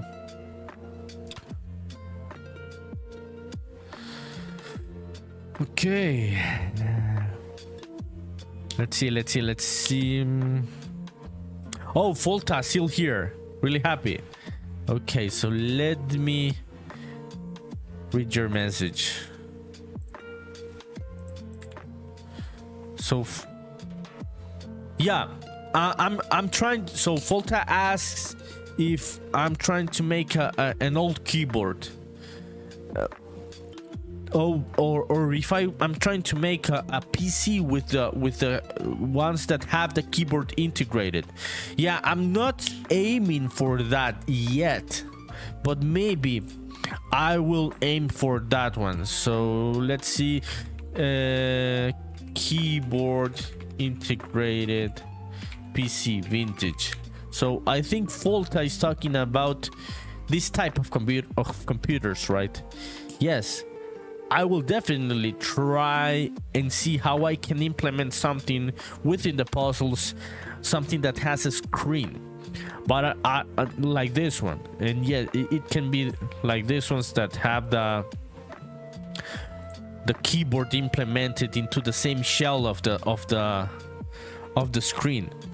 But I'm still not there yet, but I will definitely go there, creatively speaking. But still not there. I'm trying right now to finish only the keyboards for the puzzles of the game. Okay, so yeah, something like this, right? Yeah, fuck yeah, with the vintage computers.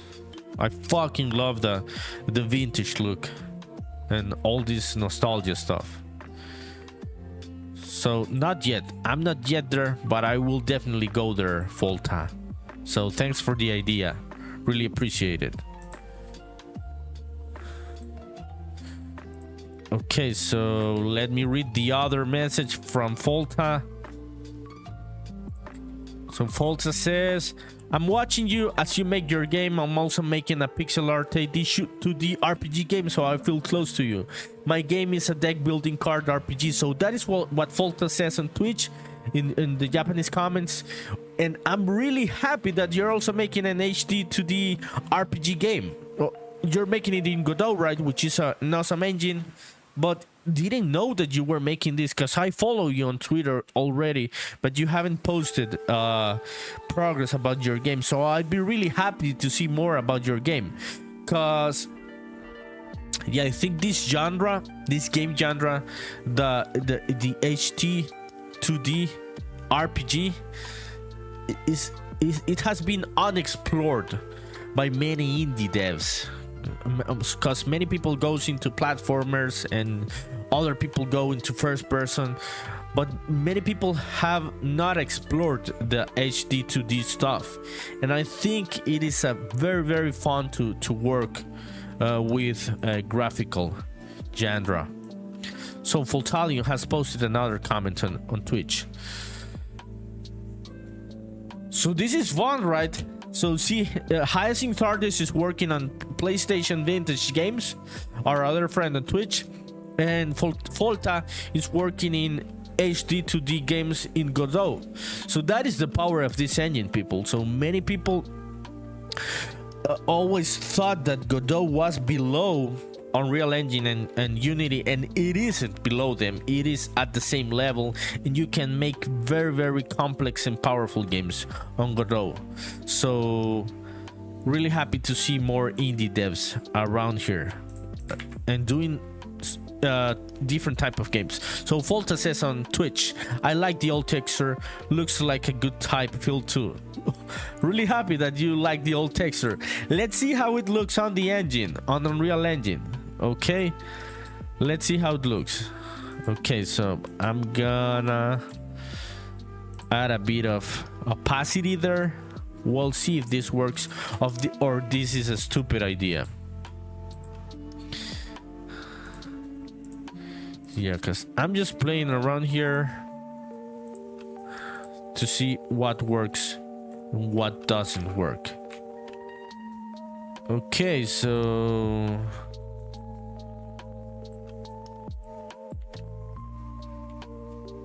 this is how the outer shell looks currently. Okay, so let me rotate it 90 degrees and let's move it back here. Yeah, it could be something like this, right? I'm gonna get rid of the Commodore 64 branding and those things, because I'm pretty sure those are trademarks. But I'll keep those colors, these colors, definitely. So the music just finished. Let me try and find another one of these cool playlists, and one that isn't gonna be muted on Twitch. Let me see. Okay, I'm just gonna restart this one for now. If it gets boring, I'm gonna look for another one. Okay, so let's see how this looks in gameplay. Well, this doesn't look that stupid, right? I'm digging this. I'm really digging this, people. Yes, this is starting to look like what I'm looking for. Fuck yeah. Yeah, points, the dots are starting to connect. This is the fun part about the creative process, right? When the dots are start to connect, you just gotta try different kind of things. Yes, I like this. Yes, definitely. Okay, let's try and see if we can scale this a bit. So I'm just playing around here, people. Nothing of this is final yet. Okay, so Folta has placed a new message on Twitch. So just a sec, let me read your message. Also, Folta says good. Yes, it is good, Folta. It's looking nice, right? Yeah, I'm really digging how this is starting to look. This finally starts to look like vintage keyboards, vintage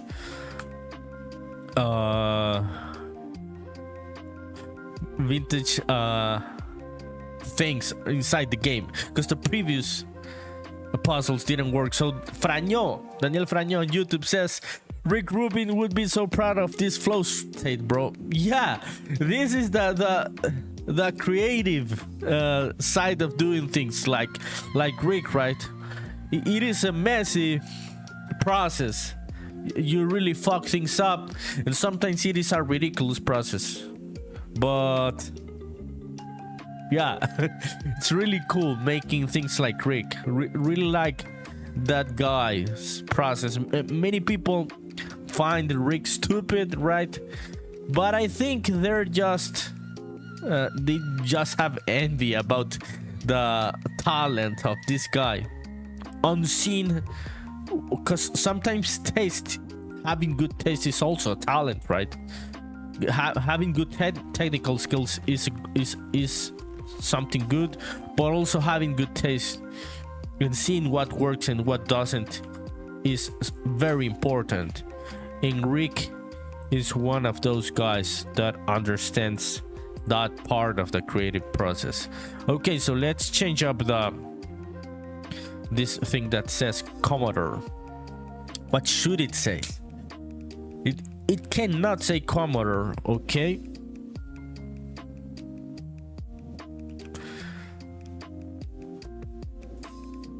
Also, our friend Hyacinth30 says, who is Rick Rubin? Rick Rubin is this crazy looking guy, which is a famous record producer who has discovered many good artists. Is this crazy looking big bearded guy? He's like a hippie. Yeah, he is a very talented music producer, and he has this book which talks about the creative process. So that's what we're talking about on the YouTube comments. You should look into Rick Hyacinth artist. He may be a bit controversial for many people. So see, he works with Kendrick and with other big rappers. He may be a bit controversial, a controversial figure for many people, but he does know what sounds good, definitely. Okay, so let's go back into the texture, the Commodore texture. I'm gonna get rid of this Commodore brand. We do not need to get sued by Commodore. I don't think Commodore exists anymore. Okay, so Commodore computer company, do they exist? Commodore International, yes, they do not exist anymore. Was a home computer and an electronics manufacturer. Yeah, doesn't exist anymore. But it was one of these iconic companies, computer companies in the 80s and the 90s. And they made this very iconic computer, the Commodore 64, in which many people played a lot of games. It was a very good computer for playing games. Okay, so I got rid of the Commodore brand. Sorry, Commodore, even though you do not exist anymore. Don't want to get sued. Do we leave the 64? Maybe. Maybe not. Okay, so this works. Yeah, I'll just scale all of this all the way to the left.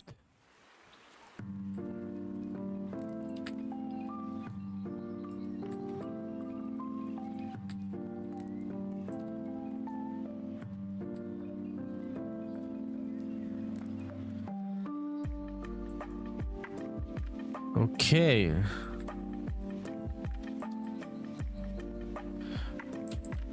Also, Volta, you still there? How long have you been making your HD 2D game in Godot? Also, how long have you been making your game, Hyacinth Artist, also? Because I know our friend Praño in YouTube, who is also a game developer from my country. He's a friend also. He has been working. How long, dude? A year and a half, or 2 years? Can't recall. How long have you been working? Okay, so I think this works. I like this. Also, we've got Darlington Paget from Germany. So he's Honduran too. So I'm from Honduras, if you didn't know. And Darlington is in Germany, but he's from the place that I am. And what hour is it on Germany, dude? It is Sunday already, right? Also, Hyacinth30 says on Twitch, coming up to 1 year already. Maybe it is already 1 year making your game. Yeah, it's a lot already. You're into the mud. Now you aren't getting out until you finish the game. So Volta left a response on Twitch. Let me translate it so we can read it. Okay, so Darlington says on that it is 7:39 a.m. on Germany. Oh, so it's already a good time to get up, right? Also, Volta says on Twitch, it's been 6 months since I started making the game. The character chips are created by myself without using assets, so it takes time, but it's important. Yes, I understand that this type of assets do take time. I think that is one of the things that has taken more time for me. Yeah, doing many of the assets by hand, especially the 3D assets. So I really understand and I really appreciate your process. I really love Japanese devs because you have this very, very consistent work ethic. The Japanese game developers work every day and they share every day about their process, and I'm really pumped up and inspired by all of this creative and game development process. So Darlington, where you at, dude? How you been doing? Not working today, right? Okay, so let's bring this one back. And we got rid of the Commodore. Okay.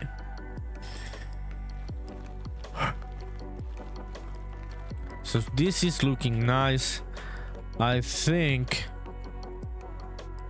I'll move this a bit up. And maybe move this a bit up also.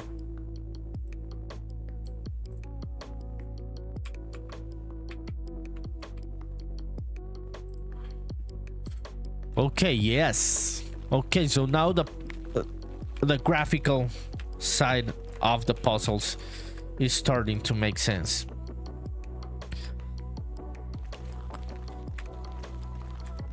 Okay, so can we get on top of the puzzles? Okay, it seems like I can get.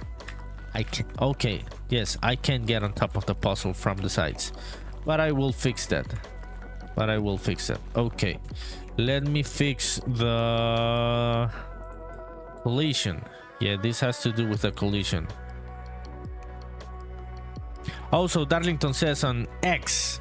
So I'm really glad that now the X comments are working okay on Restream, because they didn't work okay before, but now they do work. Okay, so Darlington says no, Sunday we rest in Germany. Yeah, I think we all rest, right, on Sundays. So where are you going today, dude? Are you going out?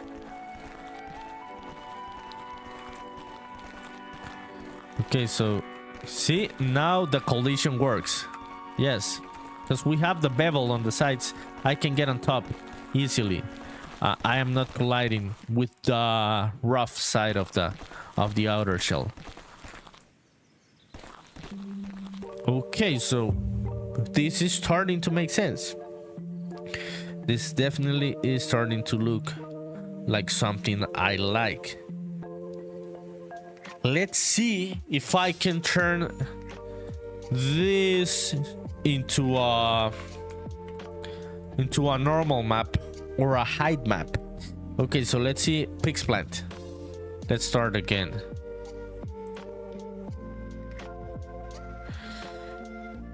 And what is the size of this texture?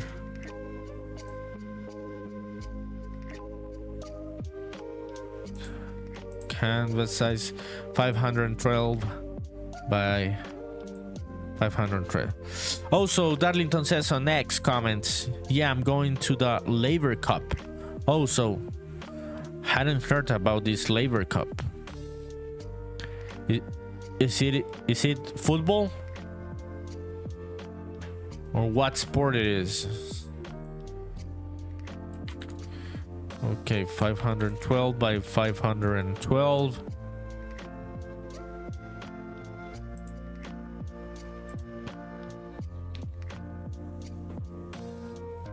Okay, let's wait for Pixplant to load. It's a tennis cup. Oh, awesome, dude. So do the big guys come and play this Labor Cup? Is it part of the Grand Slams? Okay, so Pixplant crashed on me. This card.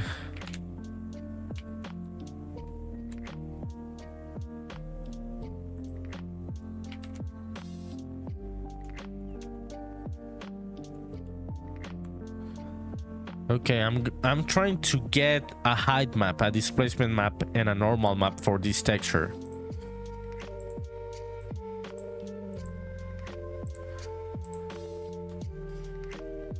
Okay, here it is.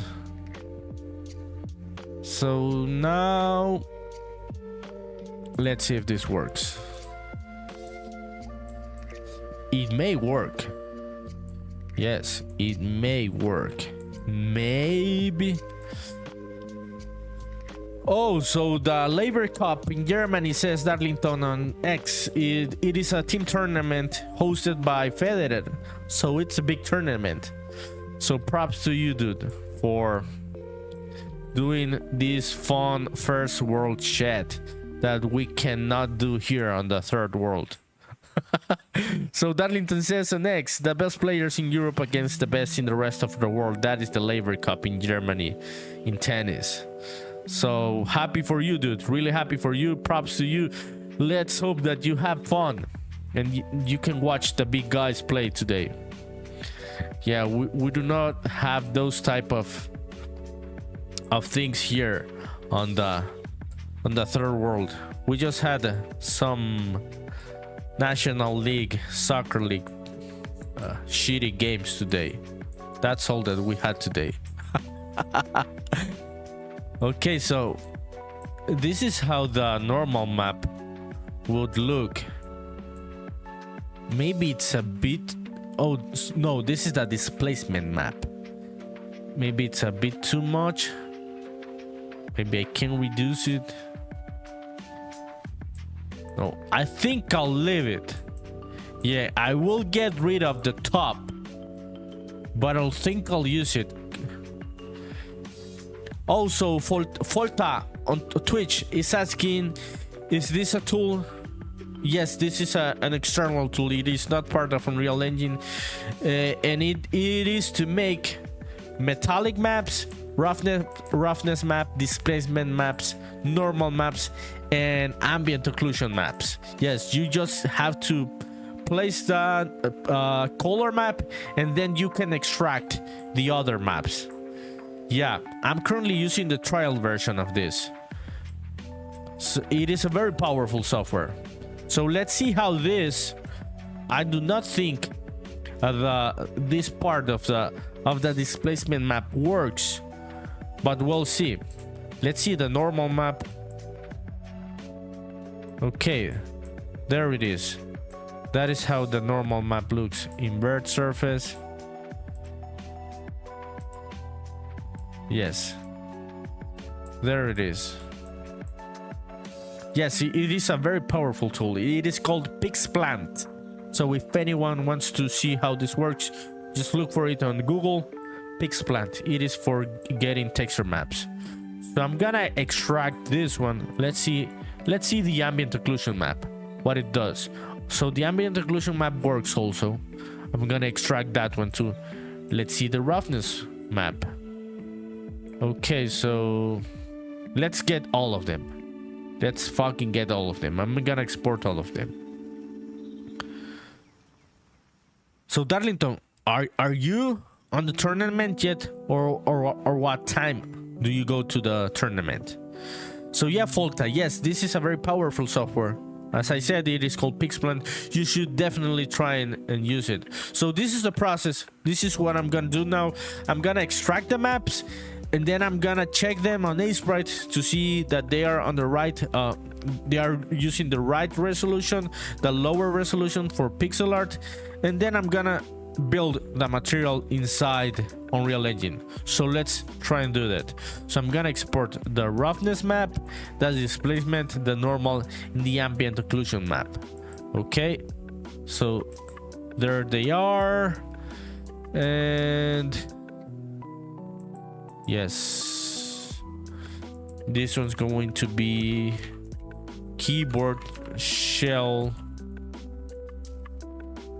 2, and I'm gonna create a new folder.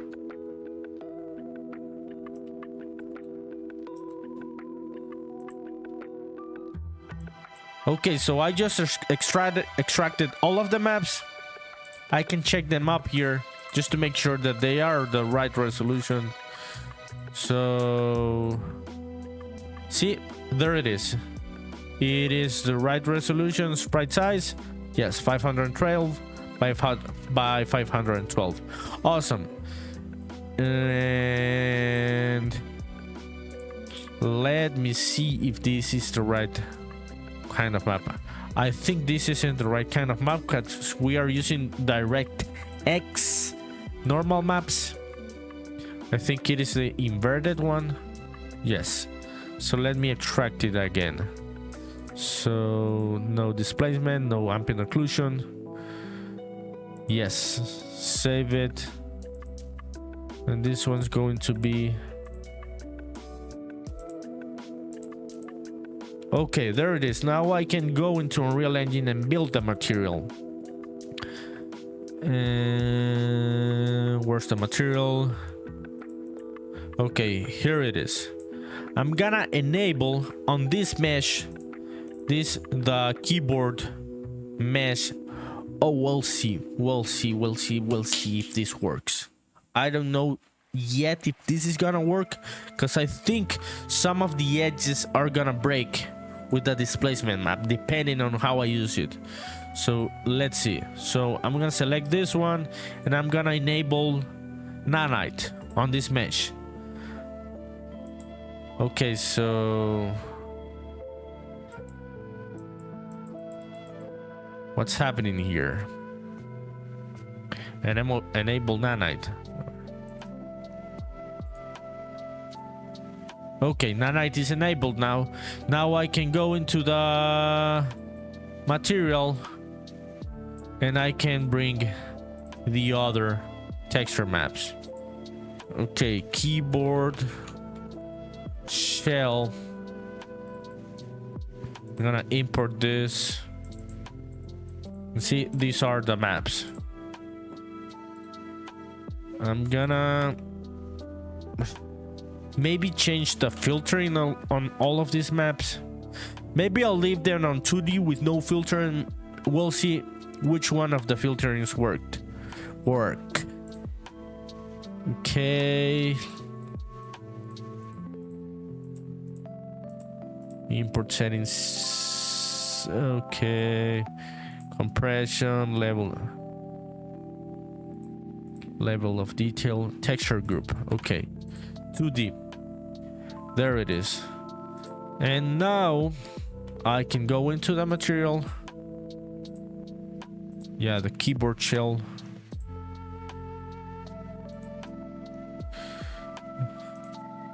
Okay, EOL content, blueprints, vintage keyboards. Here it is.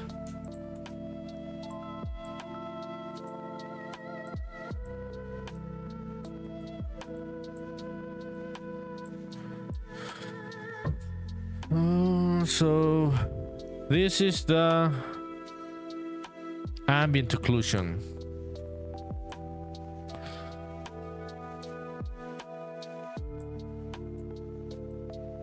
Okay, I'll connect this one here.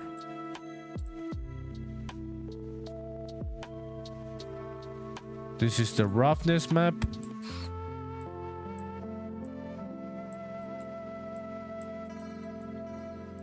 This one is the displacement map. Yes, this is the important one. We'll see if the geometry doesn't break.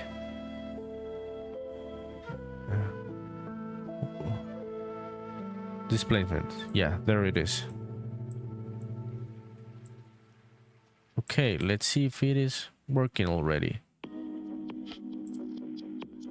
So nanite, magnitude. Let's try 10.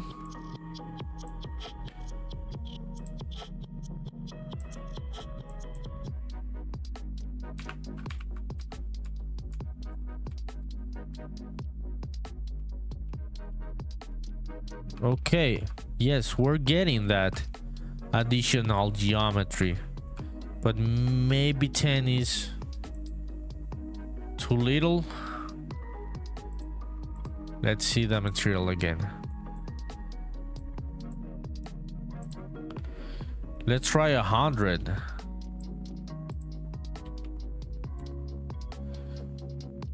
I'll push it until it doesn't break.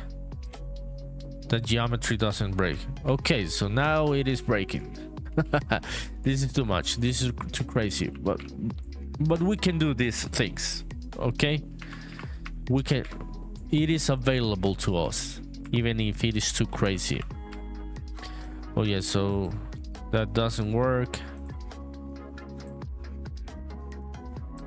Let's try 30. I'm gonna apply it. It's loading again. Okay, 30 works. So see, this is what I was talking about. The sides start to break, and maybe I'm just gonna leave the normal map, the displacement map, for that part of the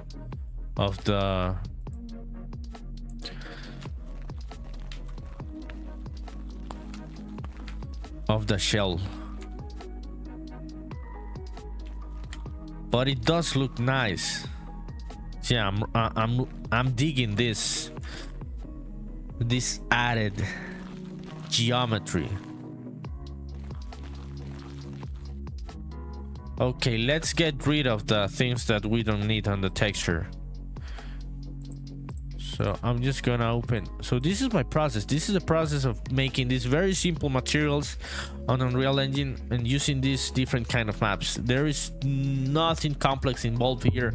There is no magic or anything involved here. So we'll get rid of the upper part.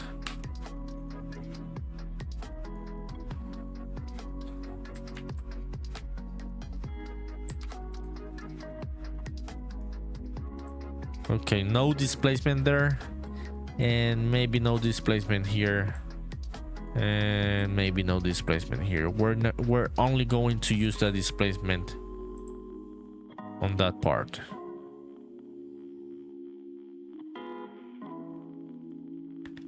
Okay, let's get back into Unreal. Displacement, re-import it. And now the displacement is on. Oh, so what is happening here? What is happening here?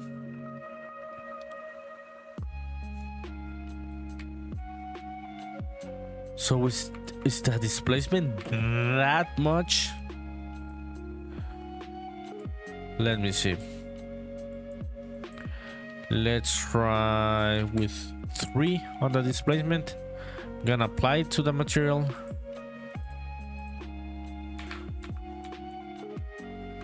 Yeah, we'll leave it at 3. Okay, so it doesn't break. But we have that additional geometry, right? At least.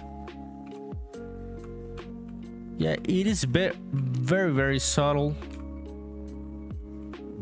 But it's there. Maybe 8.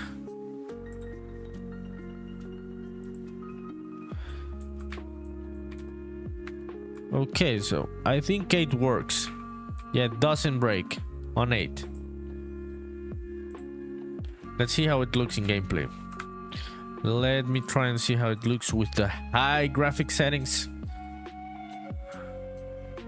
Let's hope that it loads correctly here on the live stream.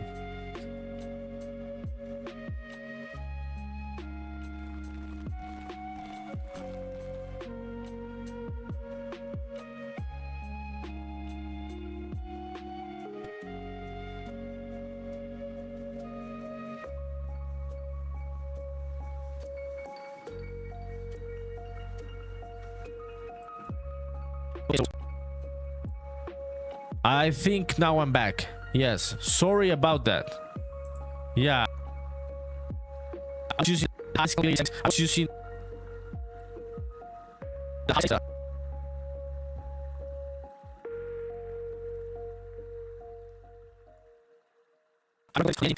my GPU, so that's why you lost me there. It wasn't a connection issue, it was a performance issue because I was using way too many computing resources from my computer. Okay, so I will be using this displacement. I'll keep it at 8, but this is starting to look like what I was aiming for. Let's see what else I can add to these keyboards, but it's already looking like something that makes sense, right? It is nostalgic and it has that cool 80s 90s vibe. Okay, let me go back and look into the references to see what else I can get from those keyboards.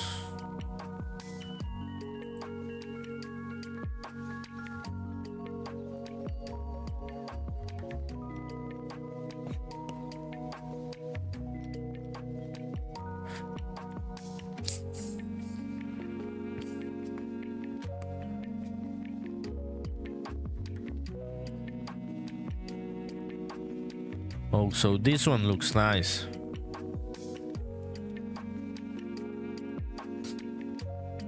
Oh, so it's midnight here where I live. It's already midnight. And we're up to 2 hours and 33 minutes on the stream. So thanks for being here to everyone.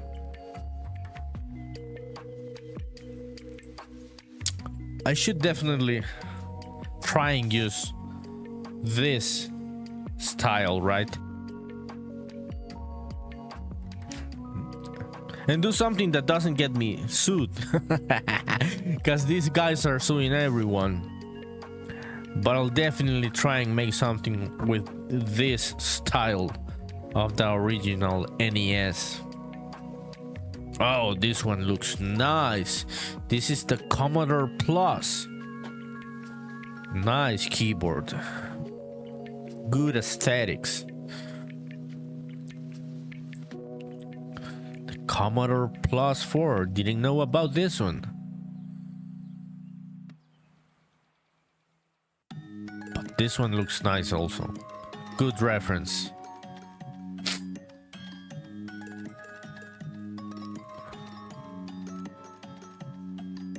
I'm trying to see which other elements and details I can get from these keyboards and add it to the one I am making.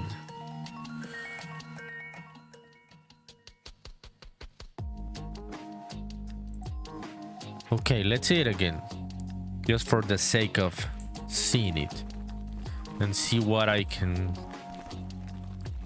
get from it.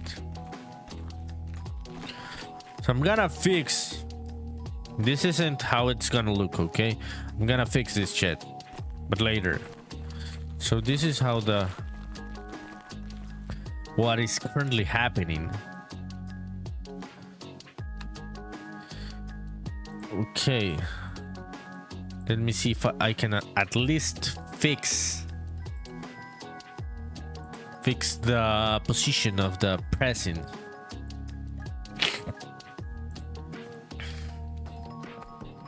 Of the keys.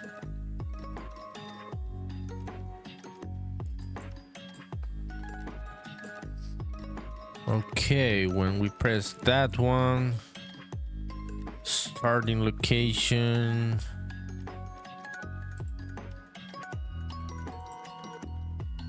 $10. So maybe 10 is too much. So let's try 6. Okay, let's try 6.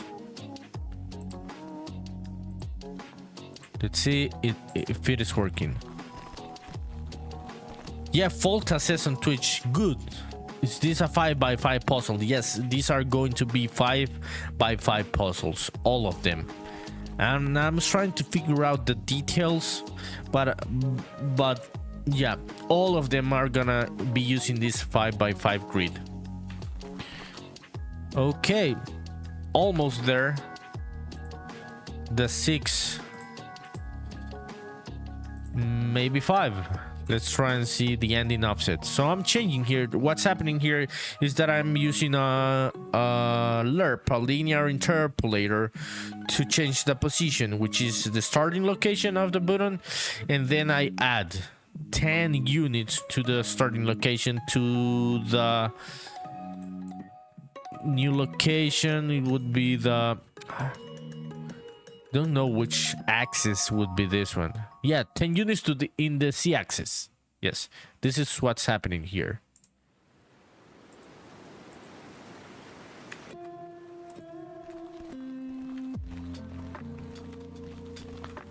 Okay, almost there.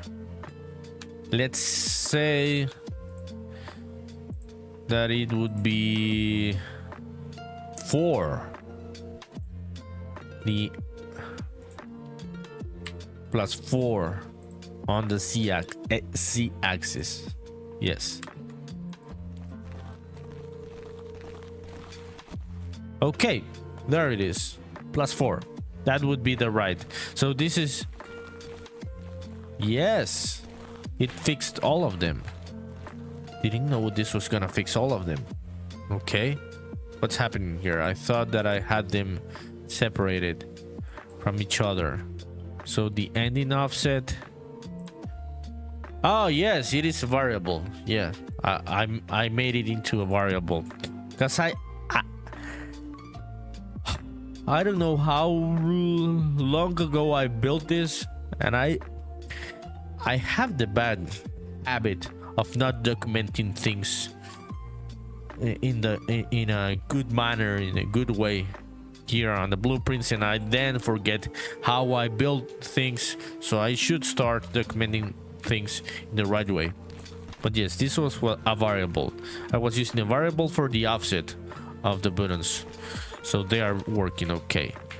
Okay, so the green looks nice, right? But it doesn't make any sense that these buttons would light up if the material isn't.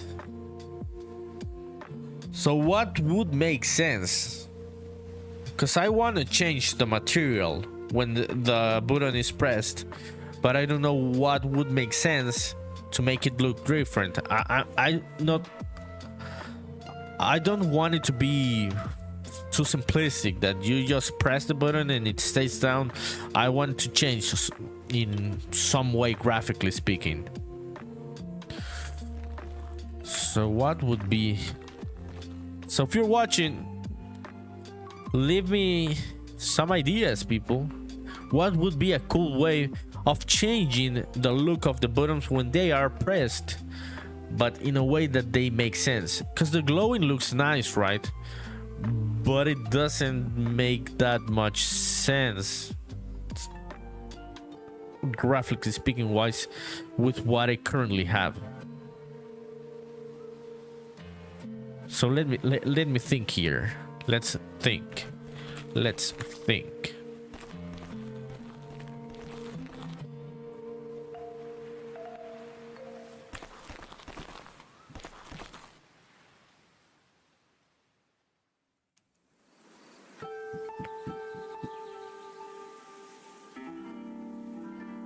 I don't know.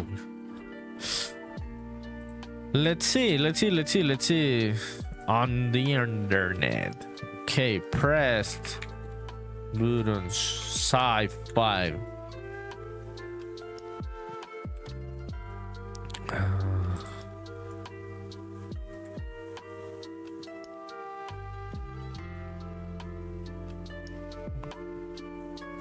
Yeah, so the button is gonna be pressed. Oh, you've seen the buttons on the elevators, right? Yes, they...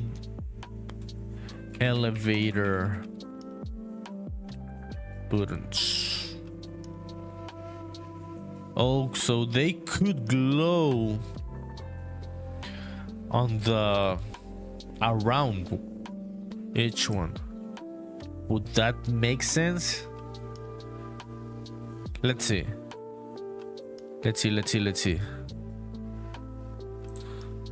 So maybe I could make this glow. Okay, that could make sense. So bottom frame 1. Yes. So let's say that this one, when we press that one,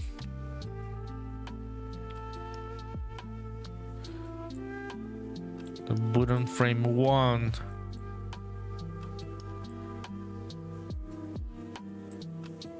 changes the material to glowing green. I'm gonna delete this one. Oh, we're up to 2 hours already. We have the automatic message from the coffee bot on Twitch. So thanks a lot for watching. To anyone that is watching on Twitch, YouTube, or X, really appreciate it.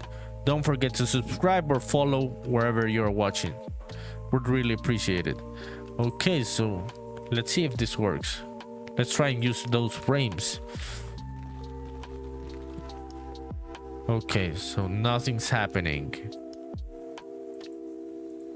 Let's see. So when we press this one, button collision, button frame, we're gonna change the glow green. Also, the music stop. Let me find a new... Let's find a new playlist. So I think I'll go with Hardbound, which is a game made by this guy Thor from Pirate Software, which is a really cool streamer and game developer. And they have this soundtrack from the game, and it's open for anyone to use. Okay, you're not gonna get banned or anything for using. Okay, so we have... Oh no, that is working as intended.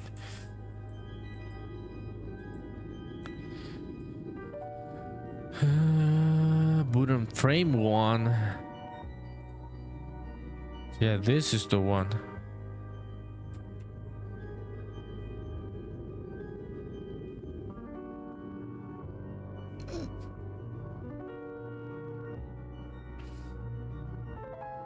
Also, this has two materials, right? Yeah, that's what's happening there. So let me see.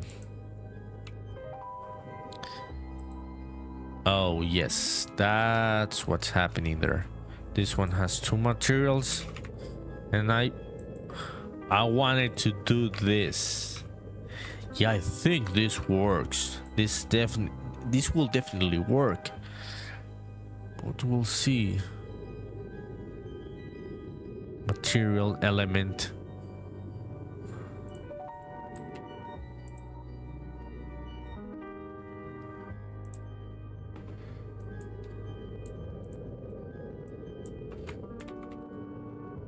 Set material, wooden frame.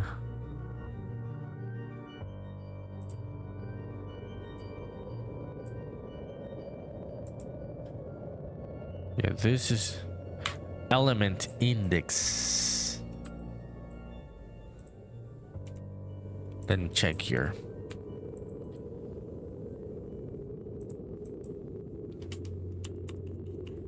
Also, I think the event graph editor is buggy right now,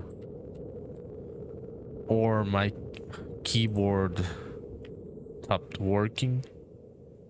Did my keyboard stop working? No, it didn't. Okay, I don't know what's happening here. Yeah, I think it is a bug.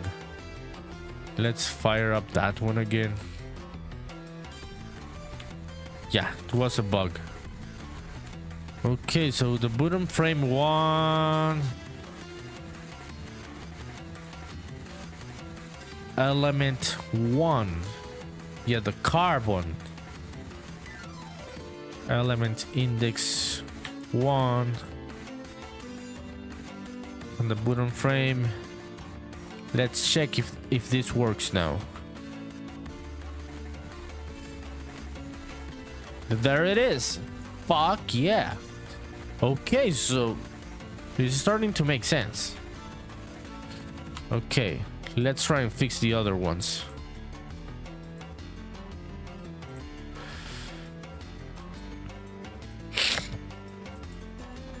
So this one's going to be element 1 for the bottom frame. What was the bottom frame?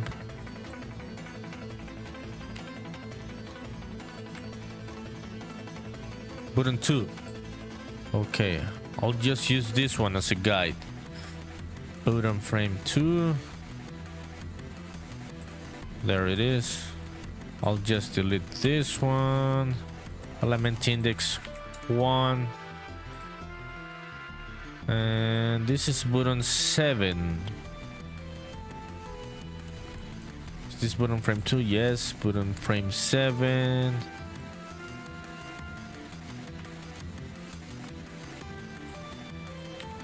Okay, so let's test it to see if it is working as intended. Okay, yes, yes. Fuck yeah, I'm loving this. This looks nice. It is starting to make sense. So see, I'm gonna fix these ones now. Okay, great.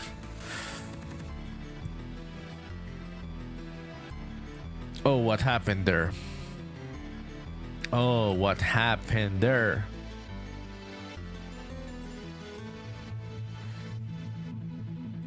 I'm gonna save before something crashes here.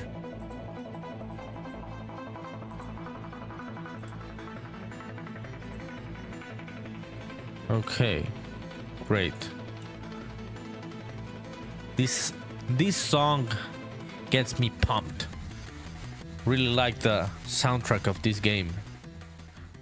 So it's called Hardbound. If you're interested, it's made by Pirate Software. Very cool studio, very indie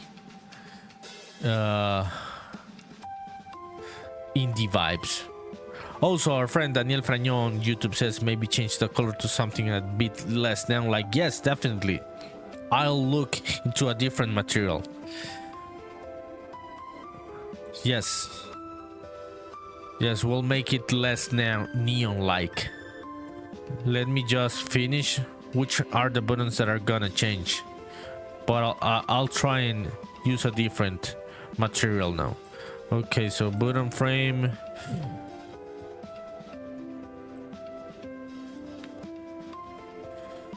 Okay, there is now 13.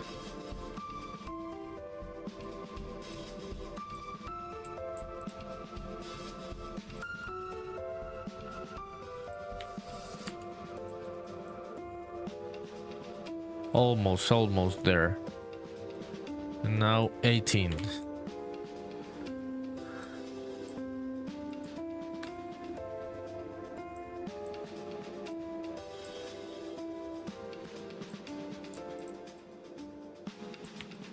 Okay, so now let's just test it to see if it is changing the material in the right buttons. And then we'll try and see which material works better for this. Yes. Yes. This works. Okay, so let's look for another material that works better with what we have. Okay, so Franjo, you still there, dude? What type of material would you assign to this one when it is pressed? Maybe the green doesn't work right, or maybe it could be something that lights up, but it is not that green. Okay, so let me edit this one. Maybe something more yellowish and less saturated. Let's see if this one works. Yeah, just a beige color. Yeah, that's the one that I'm trying. Yes, see this one, it works. The beige one works, definitely. Yeah, pretty cool. So the puzzles are starting to make sense. Maybe let's do it a bit more emissive.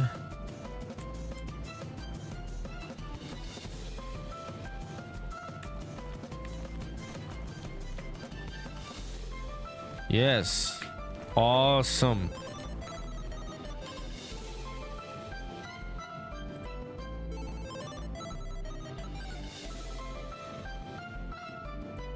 Let's try and see the orange one, just for the sake of.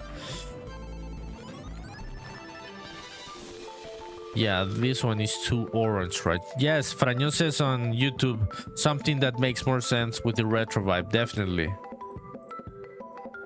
Yeah, that's what I'm aiming for.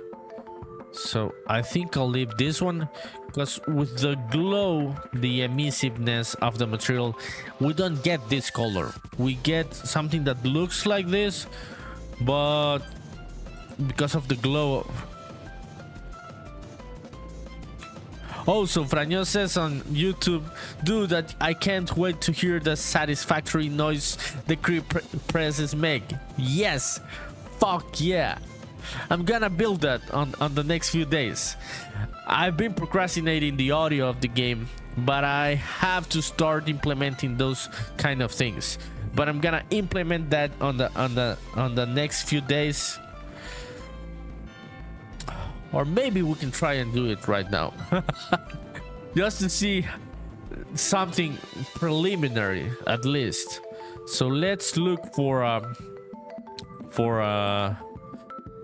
mechanical keyboard press audio effects. Let's try and see what Franjo is saying. Mech keyboard, this should be the one. So let's try and mute the music to find the right. Okay, yes, that's what we're looking for. I'm gonna download this one, Mech keyboard. Let's see if there is another one.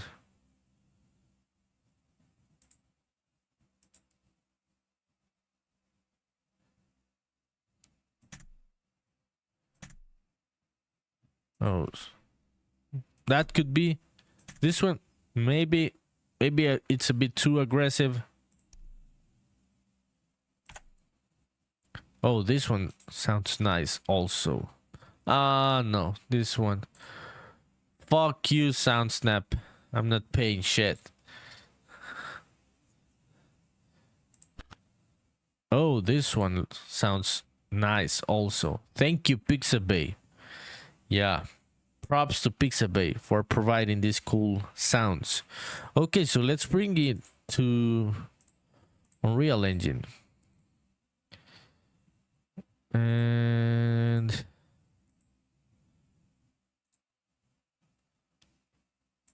maybe I'll create a folder here. Sound effects. Let's import those ones. We don't have any music right now because we're trying to implement what our friend file media source. Is this what type of format is this? Let me check if it is a WAV file. Oh, so it is an MP3 file. So let's convert this. Okay, so I'm gonna reset the music. And I'm gonna convert this into a WAV file. MP3 to WAV file.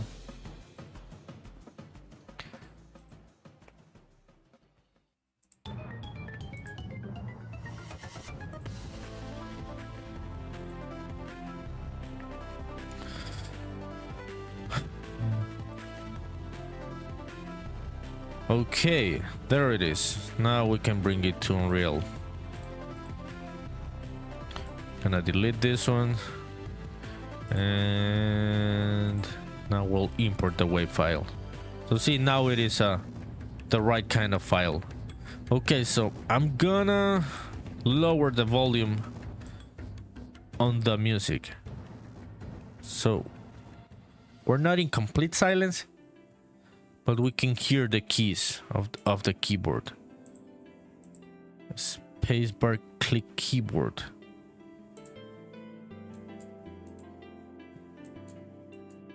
Okay. Play sound. Play sound at location. Yes. It would be space bar keyboard.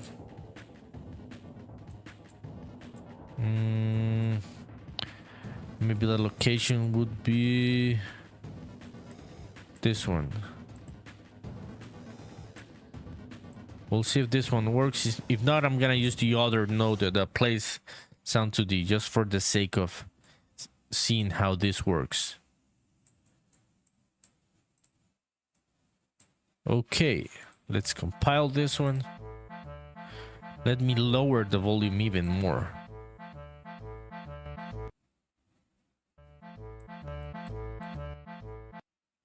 Okay, let's try and test this. Let's see if this works, fra. Okay. Yes, it is working. Yes, nice. I think I heard it twice, so I think I have to put a do once. Yes, let's put a do once node there. Do once.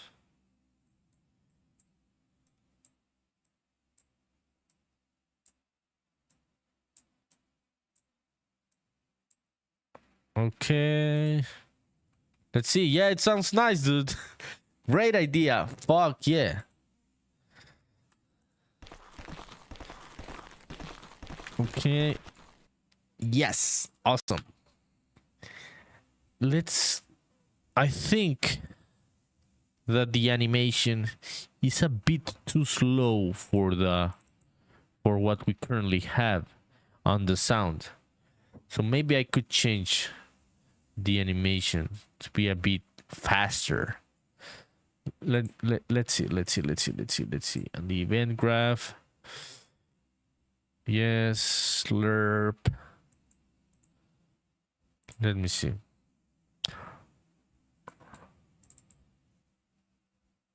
So we've got 0.5 currently. Let's try 0.25, half of that. Okay, let's test it. Yes, that works better. 0.25 on the animation. Okay, so this is... I'm gonna fix the other timelines in a bit. I'm just gonna copy the... I'm just gonna copy this to the other buttons.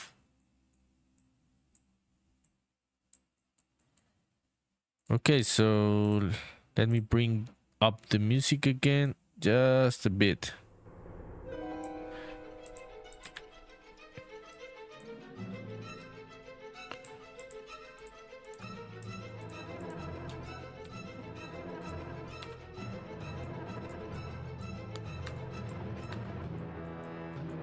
Okay.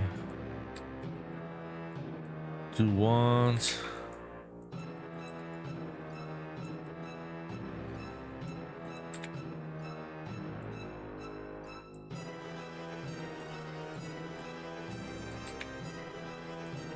So this is starting to look like a spaghetti code, right? But it is what it is. This is the live in visual scripting mode. You're gonna get inevitably these fucking webs of nodes. It's a mess, but it is fun and very powerful in Unreal Engine.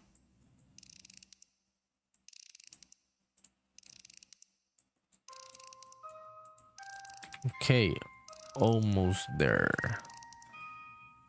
Okay, I'm gonna compile this one and let's try it again.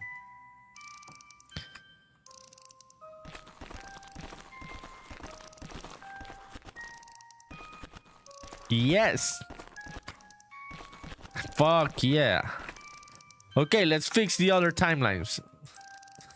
I like this. This is looking nice. So let's fix this other one. And this should be 0.25.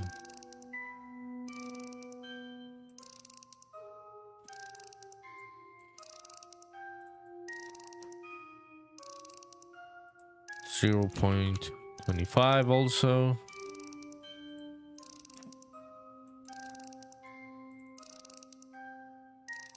And 0.25 here. And we're almost there, people.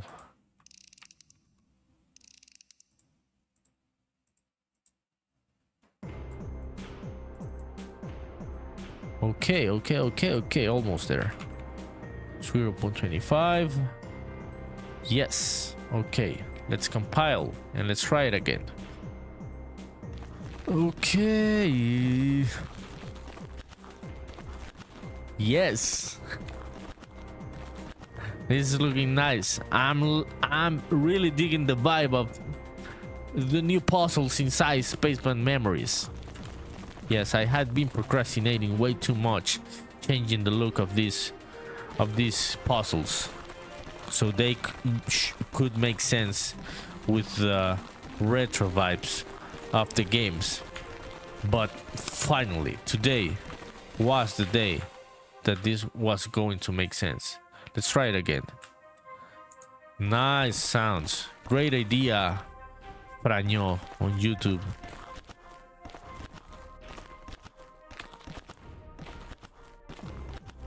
Yes, awesome.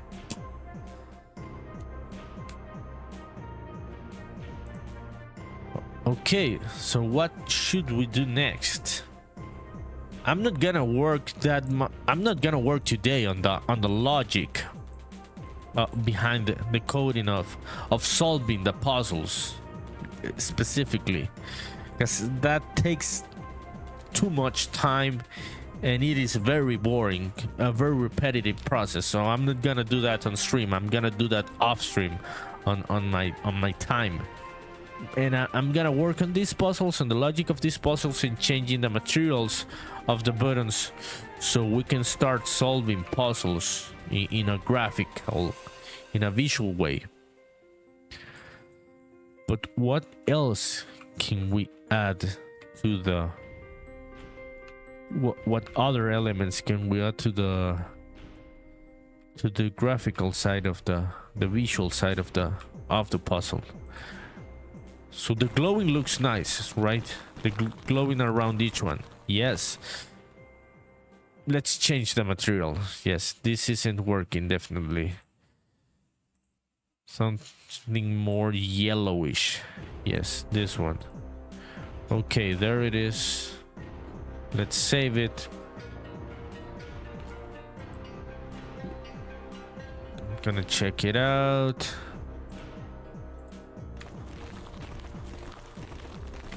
Yeah, that one, the beige. Yeah, this one works. Okay, awesome. So let me check. Oh, we're up to 3 hours already on the stream.